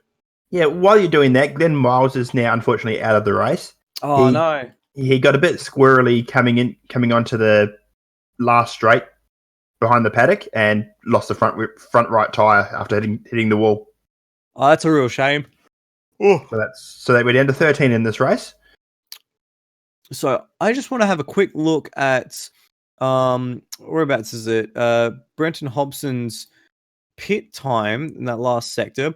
So 47 seconds. So that means that Rasmussen, that kind of works out to be where Rasmussen did take a pit on that one because he's actually ahead. Rasmussen is of Brenton Hobson. It's about 3 seconds. And we know Rasmussen's not slow in that Tirana. No, but he has been inconsistent. He has made a few mistakes, and he has owned up to that and said that he needs to be more consistent. So that is, it could be that he's made a mistake, or it could be that he's already made a pit stop. Speaking of Tiranas, Brock Harvey's just sent it down the inside of Turmo into 1. And Turmo's fought back at 2. Or 3, whatever you're calling it. That one's 2. They're coming into 3 now. The head of the tadpole here at Ibarra, if you're looking at it from the top. And Turmo wasn't quite confident enough to just throw it down the inside there. So Harvey looks like he's made that move stick. But while they're squabbling, Chancellor's actually left them in the dust. And he's now trying to get onto the back of Steve Bolger, who's still engaged with the battle of Will Devonish.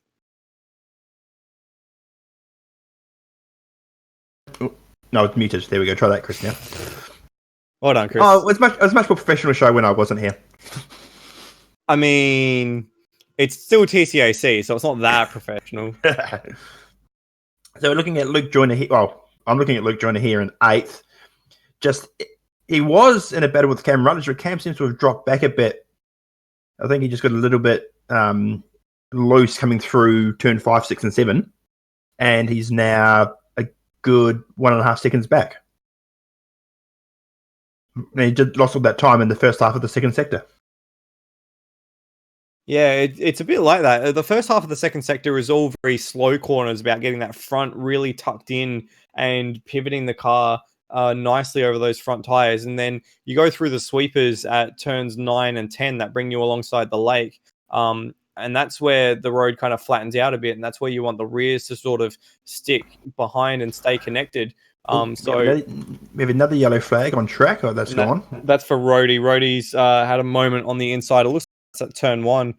He went off one side directly ahead of the leaders. Almost cleaned up Scott Nolan as well as he made contact with the wall and then spun wildly like a top back onto the track.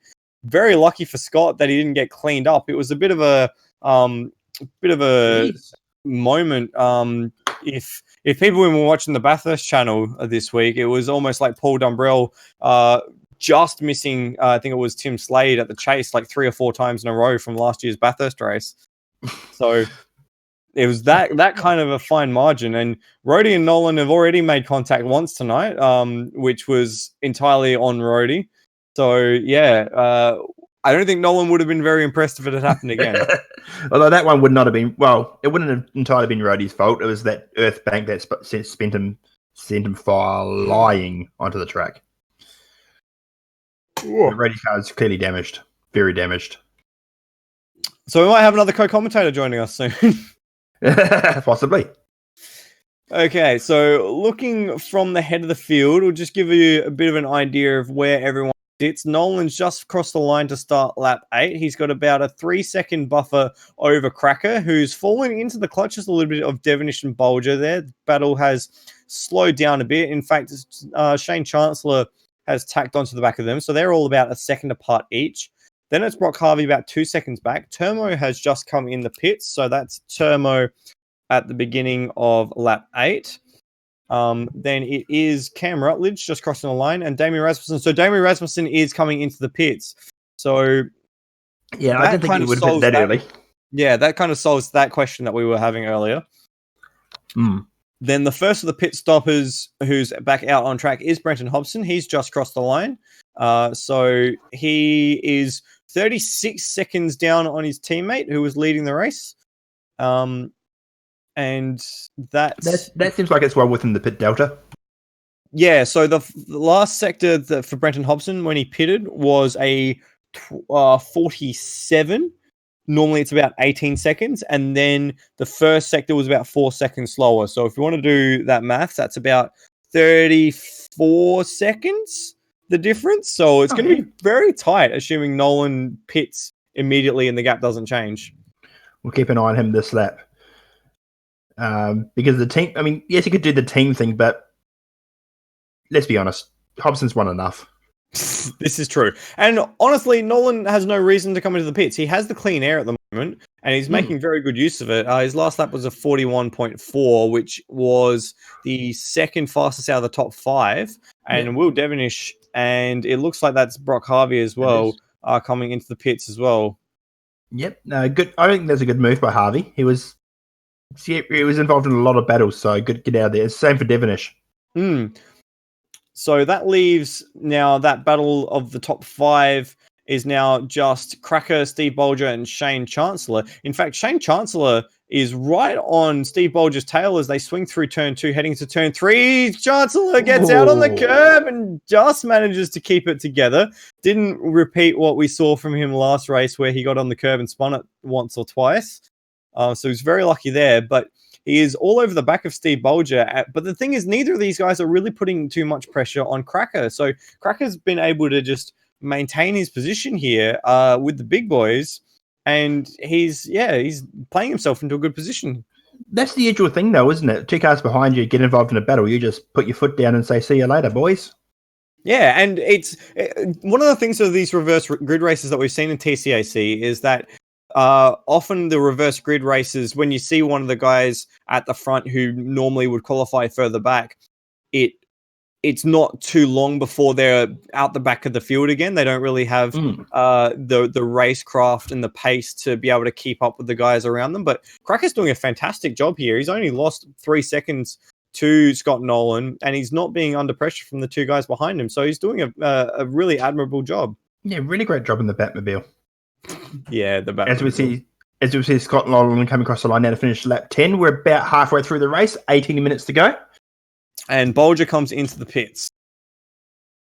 Just to be giving big ups. So my marks nicely. Have you seen many strategy calls here doing 2 tyres or 4? I think the minimum is 2 tyres.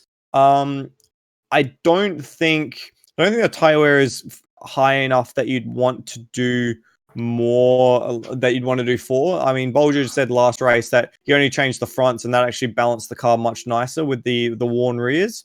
That makes sense. The track doesn't look like a track that would really go hard on the tyres. It's not that high load, really.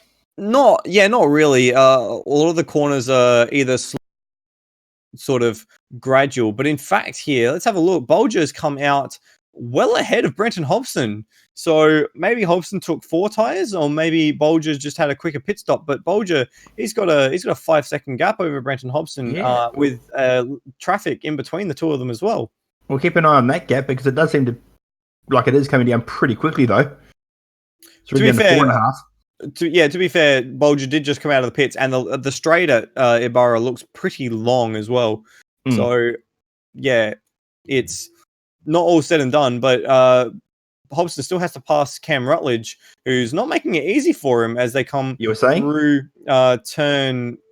Oh, what one? Definitely not making it easy for him. Give him give it a side draft, but yeah, gets it through.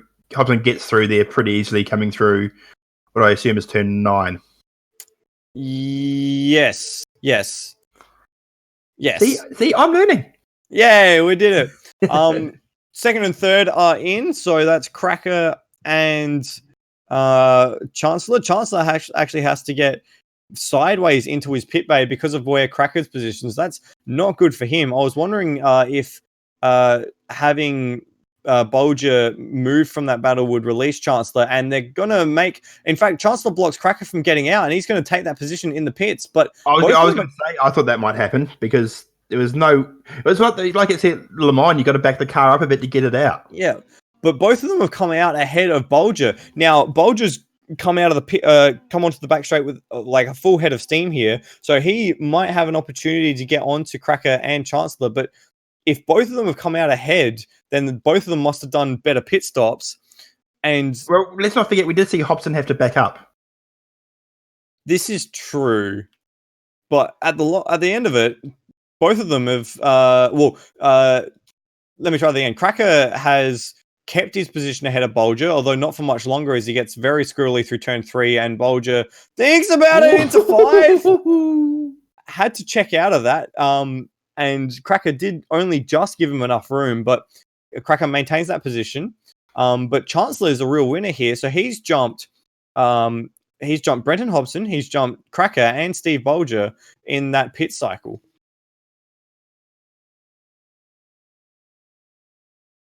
You muted yourself again, Kiwi. I did, yes, as I just joined in to see Cracker get it all wrong through the back, through turn 9 there, and Bolger to get the move done as Cracker climbs the inside curves, gets it sideways, climbs the outside curve, gets sideways more, and that's all she wrote. But he did stay on the circuit, though, which is the important thing. So he has lost that position to Steve Bolger, and he is being hunted by Brenton Hobson, but he is still in that 5th place. I was going to say, here's Hobble. And we've got the leader in the pits. So Nolan, he's come out of the pits now. Joiner's got ahead of him. He's still in 2nd. So Joiner, the only car ahead of Nolan, and he hasn't pit yet. And it looks like he's got a decent gap, actually, Nolan, back towards Shane Chancellor. Yeah, 4 seconds ahead of Shane. Yeah, that worked out very nicely for Nolan. He's made the most of that clean air, which has worked out very 8 well. seconds back to Hobson, which is a lot big ass for 13 minutes and 37 seconds of running. And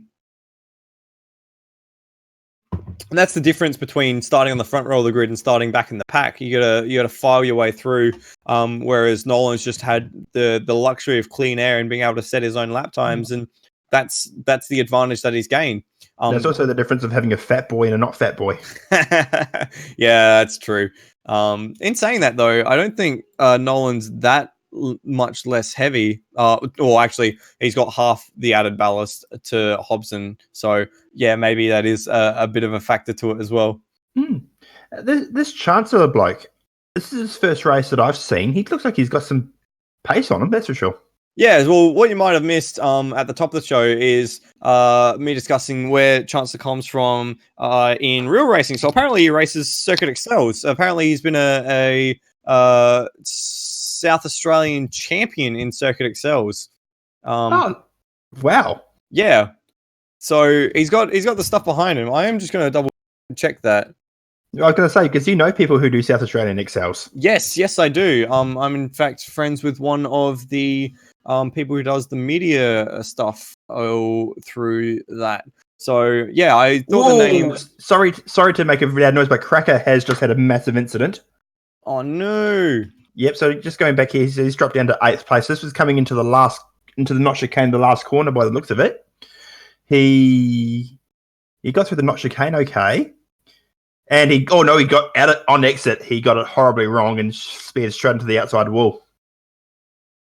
The right-hand side of his car is now all dinged up, and that's his race. Oh, that's what paid to his race for sure. Damn, that's a real shame. Also, so the starting grid actually goes back beyond the first corner, the final corner. Yeah, in a straight line. Yeah, well, the reason for that is this track used to be like a loop around the lake, I think. Okay. It's kind of like a Tilka sort of I don't want to say bastardization, but yeah, something like that. So I'm not 100% sure on Chancellor being a SA state champion, but he has definitely raced in Circuit Excels at least at some point, because I have seen his name on the Circuit Excels website. Oh, yeah. So racing around places like Lakeside and Malala. Yeah. So yeah, real racing pedigree. So we got real sim racing pedigree and real racing sim pedigree in this series now. Brock Harvey just got a very wide coming through 7. Lost his position to Devonish, is now being cracked onto by Cracker. Nice. Actually, the Batmobile is right on. I was going to have a look at the outside of 11. No, too far back. Does get a nice run. And it's a real shame that Cracker has had that incident because, he was very much holding his own up at the head of the field with all the big boys. So, yeah, shame that he's dropped away now. So we are coming up on 10 minutes left in the race with we're on lap 15 now for the leader. So Luke Joyner, he's about to get gobbled up by Scott Nolan, actually. So Joyner hasn't yet pit, and Scott Nolan's only about a second behind them as they're about to come across Rhodey in the Dallara as some lapped traffic pretty soon as they pitch through the little kink at turn 7 into the downhill hairpin left-hander at turn 8 before the sweeper at turn 9. Chancellor hasn't really eaten into that gap in huge amounts. He's taken bits and pieces here and there. He took 0.6 last lap, but in fact, the top 4 are all compressing onto each other. Yeah, even the top 5, Hobson's closing in as well. Yeah, so they're not. It's not coming down in like hand over fist, but it's just a little bit here and there, and it's all consistent. It's like they're all connected by a bungee cord as they come through the last corner. Rhodey gets well out the way, very nicely for the leaders. So Luke Joyner still leads this race. He's yet to take a pit stop. He has 2.5 tenths. Are we sure about that? Because he caught us out last time, didn't he? No. I don't think Joyner has taken a pit stop yet. Okay. Meanwhile, Nolan has got down his inside through to turn 2, got the move done. Although it was a very ballsy move because there was a lot of curb on the inside of that straight. Yeah, well, Joyner.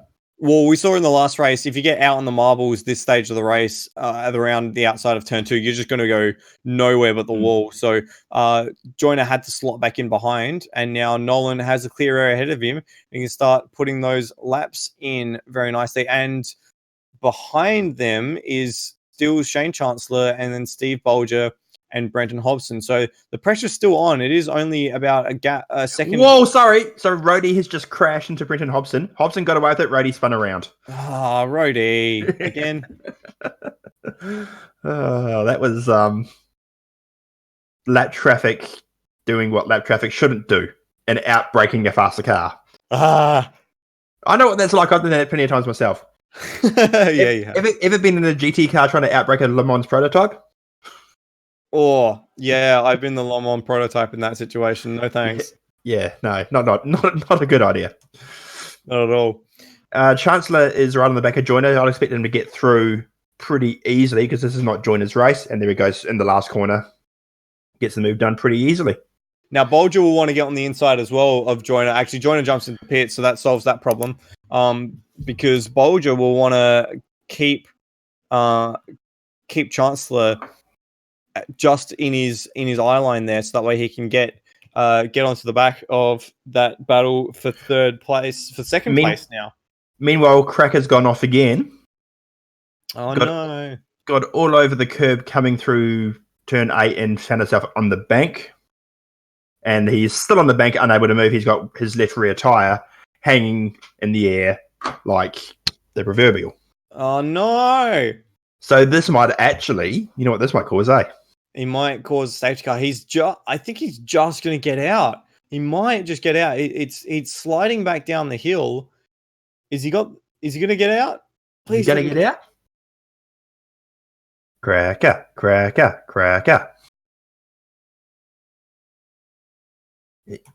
No, he's not going anywhere.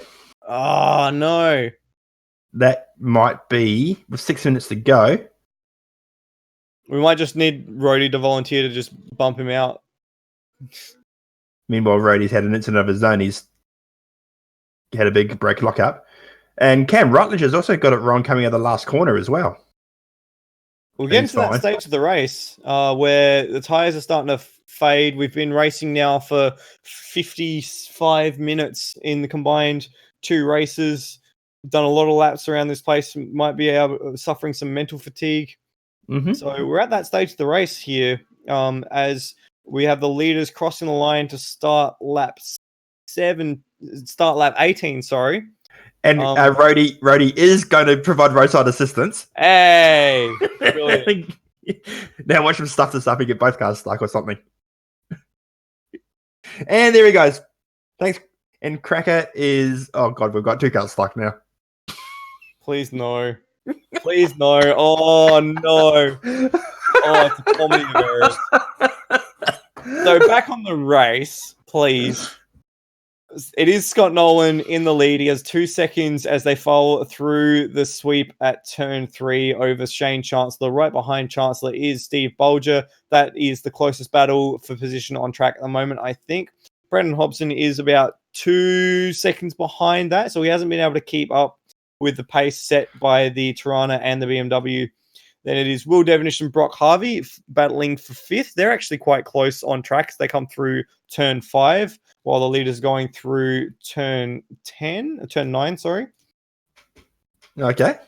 And as Kiwi said, we have now Cracker and Rhodey stuck adjacent to each other on the exit of turn 10. Oh, what is this series? let's just say this is not a very good example of Rhodey side assistance. Oh, that was awful. That's why I was cracking myself up so much, because I knew I was going to make it. I knew it was going to be bad. You're terrible, Kiwi. I am. And Chancellor's made a mistake. Chancellor's made a mistake at the last corner. He's ceded that position to Steve Bolger. So what's happened here? So let's get back on board with him. Come through the curbs, and he's just outbraked himself, it looks like. Yeah, he's just gone wide in the second half of the corner, and made it very, very easy for Bolger to take that position. That's that mental fatigue for you. Yeah, 100%. He didn't lock a wheel, he didn't miss the braking point. It looked like he just missed the apex and went off the track. So now Bolger has that second position, and they're still pretty isolated. They're not getting closer to Nolan, and Hobson's not getting closer to them. So they can battle to their heart's content in this last stage of the race for that second position. And we've got an epic battle on for 5th at the moment between Devonish and Harvey. They were just coming 2 wide through turn 8, 9, 10. I think that's actually turn 3, 4, 5. 3, 4, 5. It is hard. It is hard to jump into a new track and try and get your bearings with the limited landmarks that a place like Ibarra has. Absolutely. So that battle is going to go right to the wire, I think. Looks like it's the only real battle on track now as well after that incident. Oh, God, those 2 cars in the background. That's hilarious. It's still there. Still there. And I think we need another volunteer. There's no one else circulating whose race we can compromise. Damn it. We'll survive. Devonish all over the curbs through the not chicane. And he's had to take the defensive line into the final hairpin, the uphill right-hander. It's going to compromise his exit, but he's still got the pace on pretty nicely. But that gap is coming down between him and Brock Harvey. Brock Harvey's in the wheel tracks, in the slipstream as they come across the line, heading down towards that Banks turn 1. Now, Harvey gets a lot of curb, unsettles the front of the car, but he's still in the wheel tracks. Not sure if he's got the run to be able to make the move into 2. Not quite, but Devonish misses the apex there and doesn't use enough of the road on the outside. Devonish takes the defensive line into 3, outbrakes himself, and Harvey goes straight up the inside. Easy as you like. Ooh, bit of a front to rear nudge as well from Devonish. With 1 minute 27 to go, that's a very decisive move. Tries to throw it back up the inside into 5, but can't quite get it done. And so Harvey takes that position. Oh, another nudge. Oh, Jesus, this is getting aggressive all of a sudden. Yeah, Devonish is not happy. No. I didn't think Brock Harvey did anything wrong there. No, not at all. Devonish definitely left the door open in 3. He elected to... He took the defensive line on entry, but didn't get the front of the car turned in. So So when that happens, there's only one thing that's going to happen. Harvey just swept through on the racing line, and that was all she wrote. Meanwhile, in massive news, Cracker is free. He got out. They did He got it! out. He got out without Rhodey's help. He basically used Rhodey's car to drive it across the front of, and he was free. It's alive! Oh, that is still a real shame for Cracker. He was doing very, very well at the beginning of this race. It is. And the leaders have just processed some lap traffic. It looks like that's Luke Joyner on the inside. Whoa, there. Hobson's gone around. Hobson has gone well around. I mean, he's not going to lose his position because he's that far ahead of 5th place, but he looped it coming out of 1. Oh, he got a huge amount of curb at 1. That was what set him off. He got 2 wheels directly into the curb at 1 and way up in the air. He actually did a very, very elegant job of spinning it back. He was facing backwards down the straight and then just pulled a nice little J-turn to get the car facing the correct direction. So he's returned to the track just ahead of the battle for 5th between Harvey and Devonish. And second place has just changed hands now. Shane Chancellor's got around Bolger again. So let's see if we can track back and find out where that happened. Oh, so Bolger had a spin in turn 5, it looks like. So what's happened here? He's locked the rears. He's got it danced up on the rears, had a little half spin, and that little mistake was enough for Chancellor to swoop around into 6 ahead. And with what's going to be the penultimate lap of the race, costly spin to make. Oh, battle for... Is that a battle or is that lap traffic? I think that was lap traffic, actually. So as we come... the time has expired now, so as we come back onto the main straight for the last lap of the race, it is Scott Nolan still ahead. He's got 3 seconds ahead of the battle for second between Shane Chancellor and Steve Bolger. They're just crossing the line now. And then it's a 3-way battle for 4th. Brenton Hobson, with that spin, he's looking very vulnerable, and it's Brock Harvey and Will Devonish immediately on his tail as they cross the line now, and they are 12 seconds behind the battle for 3rd, which is going off at the moment. So how about I watch the battle for 2nd, and you watch the battle for 4th, and we'll jump over each other. What you missed there was Devonish absolutely sending it down the inside of Brock Harvey through the last corner, outbraking himself in the process. Meanwhile, speaking of sending it, Brock Harvey has a big look at the inside of Hobson, but doing it through turn 2 is a very brave call. Devonish down the inside of Harvey now. Not quite enough to get it done either. How's your battle looking? It's looking a little more sane than what you've got going on. Chancellor has taken the defensive line through the slow corners, but he's got enough of a drive out of them to stay ahead. Sorry to interrupt, but we have had contact between Brock Harvey and Devonish. Devonish tried to send it down the inside of 7, and they ended up making contact, and Devonish does get the position back to Brock Harvey. So I think, has that let Hobson off the hook there? Hobson is off the hook. Oh, that was good for him. And Devonish is in the back of Brock again, coming through 9, but no. I'm going to interrupt because Charles has had a horrible run through the sweeper. He's the cutback here. Bolger's got the line lined up as they head through towards the kinks on that back straight, braking for the final sector. Chancellor has got the inside line, though, and maintains that position, and he's going to save it. He's going to hold that position, but at the head of the field, it's going to be Scott Nolan, who just takes an almost unchallenged victory in this second race this evening, and then it is Shane Chancellor and Steve Bolger to round out the top 3. Meanwhile, last corner, there's been some action. We have Brock Harvey getting it sideways, gassing it through the last corner. Devonish tries to stick it in the inside, can't get it done. So that's going to be 4th place for Hobson, 5th Brock Harvey, 6th Will Devonish. Crazy stuff at the end of that race. And Devonish is certainly not happy because he is giving a Brock a hell of a beating in the back bumper, and I think Brock Harvey's doing a bit of brake checking here as well. It's just all in good fun. Termo comes across the line in 7th. 8th place is going to be Damien Rasmussen. Sorry to interrupt. We just had Brock Harvey go up on 2 wheels for a moment. Man, what is going on after the finish there? I honestly think it's a bit of legit anger. Oh, okay. Well, I might have to call in the cavalry in the post race. Mm-hmm. Rasmussen crosses the line in 8th. It looks like Cam Rutledge has come across in 9th. Coops in 10th. Luke Joyner home in 11th. Not home yet. Has made it home in 12th. And Rhodey in 13th. Mm-hmm. Well, that's fun. Yeah, there you go. That was race 2 at Ibarra. Very nicely controlled by Scott Nolan, and he's celebrating by doing a few donuts on the infield. Rightly so. He was class of the field in the second race today, and thoroughly deserves victory. Hmm. Oh, I didn't realize live timing actually says if they had an accident or what they did. Yeah. So in the end, comfortable win for Scott Nolan, 1.6 seconds ahead of Chancellor. Steve Bolger in third. We only ended up with 8 guys on the lead lap.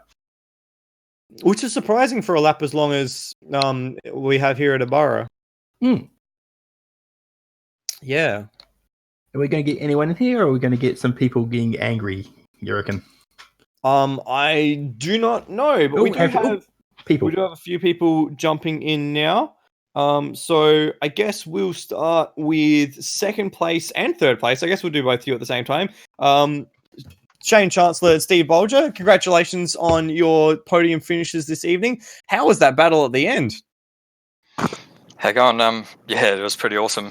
I knew that if I tried to stay with him, anything could happen, and unfortunately just made a little bit of a mistake and capitalised on it. And Steve, how about for you? Yeah, I was getting desperate. I was trying to catch Scotty out front and wasn't making much ground, and then just outbraked myself into the turn 3, I think it was down there. But yeah, it was a good battle. Yeah, you guys looking like you were having a lot of fun there.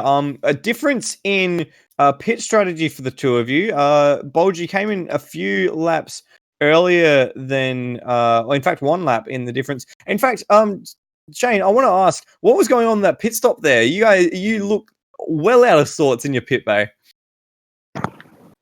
Yeah, there was a car obviously right in the pit bay behind mine, so I had to sort of go out across the front and get in the way, if you know what I mean. So I'd make the pit stop.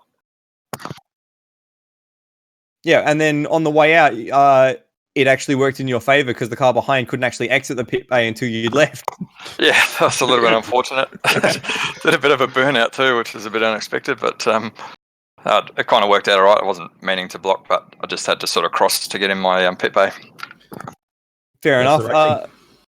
So double podium for you for Steve Bolger. So that's going to be, I think it's you're going to get 20 kilos of weight next time.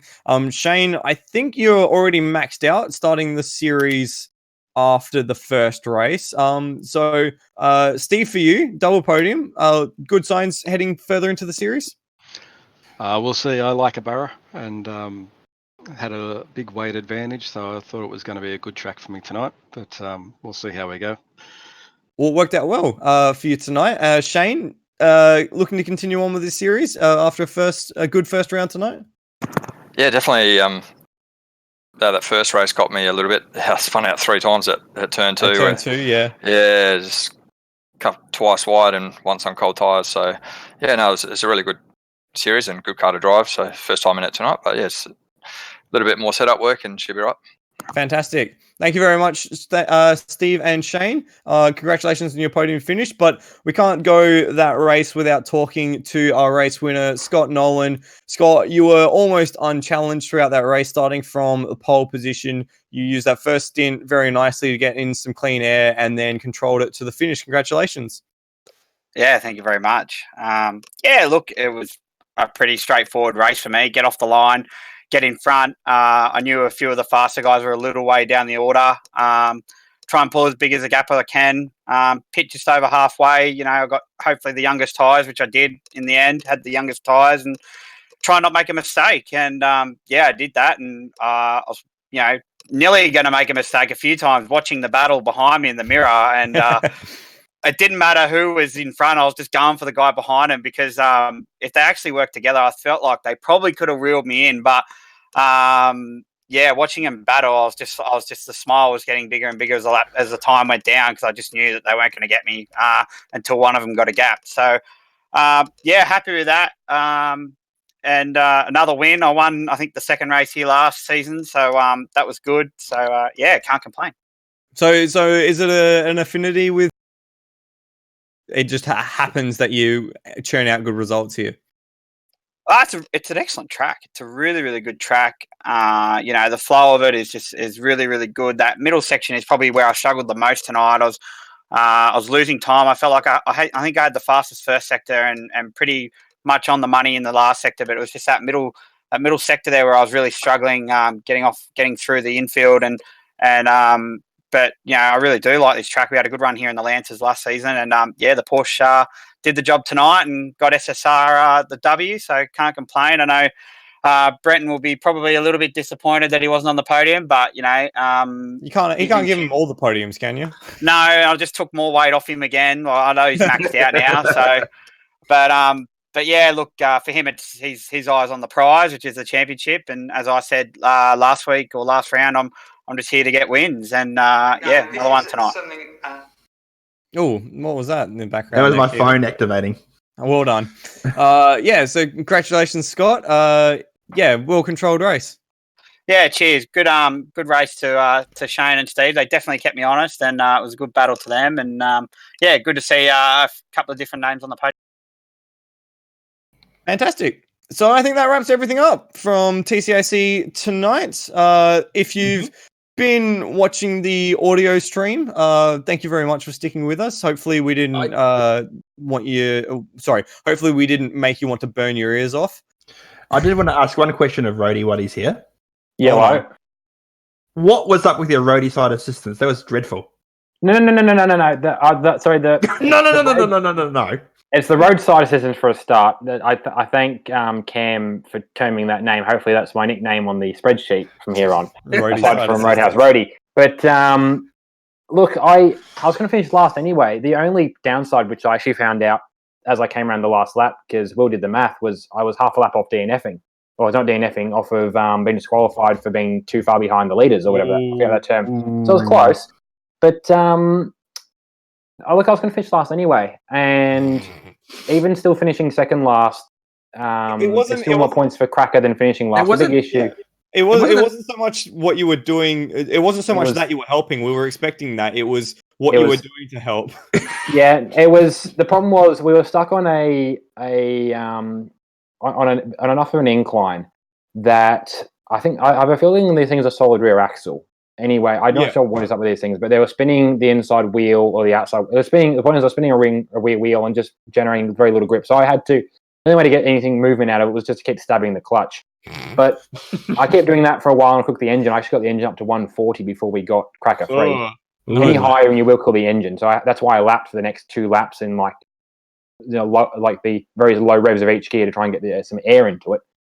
But look, I could have gone in for a full speed ram that would have freed him a little quicker, but car damage. That would have been. The part of the issue was Cracker doesn't have, for some reason, Cracker couldn't get any lower than first. Cracker couldn't get into reverse. If you get in reverse, it'll be a lot quicker because he could reverse out of that, but he couldn't. So we had to nudge him backwards enough that he could then turn the wheel around to then come down the hill forwards. So. It was fun to watch. It was fun to see in the background. Give me something to do with the race rather than spin. Rather than crash off banks. Exactly. Beautiful. So next round for TCAC Retro is in 2 weeks at Interlagos. That'll be the standard 2-race formula that we saw tonight. 10-minute qualifying, 25-minute first race, and then a random grid 35-minute second race. Hopefully Kiwi won't have life get in the way, so we'll actually be able to broadcast something more than just our voices. That'd be nice. It would be nice. I will tell my competitions to not run that week. Good. Screw them.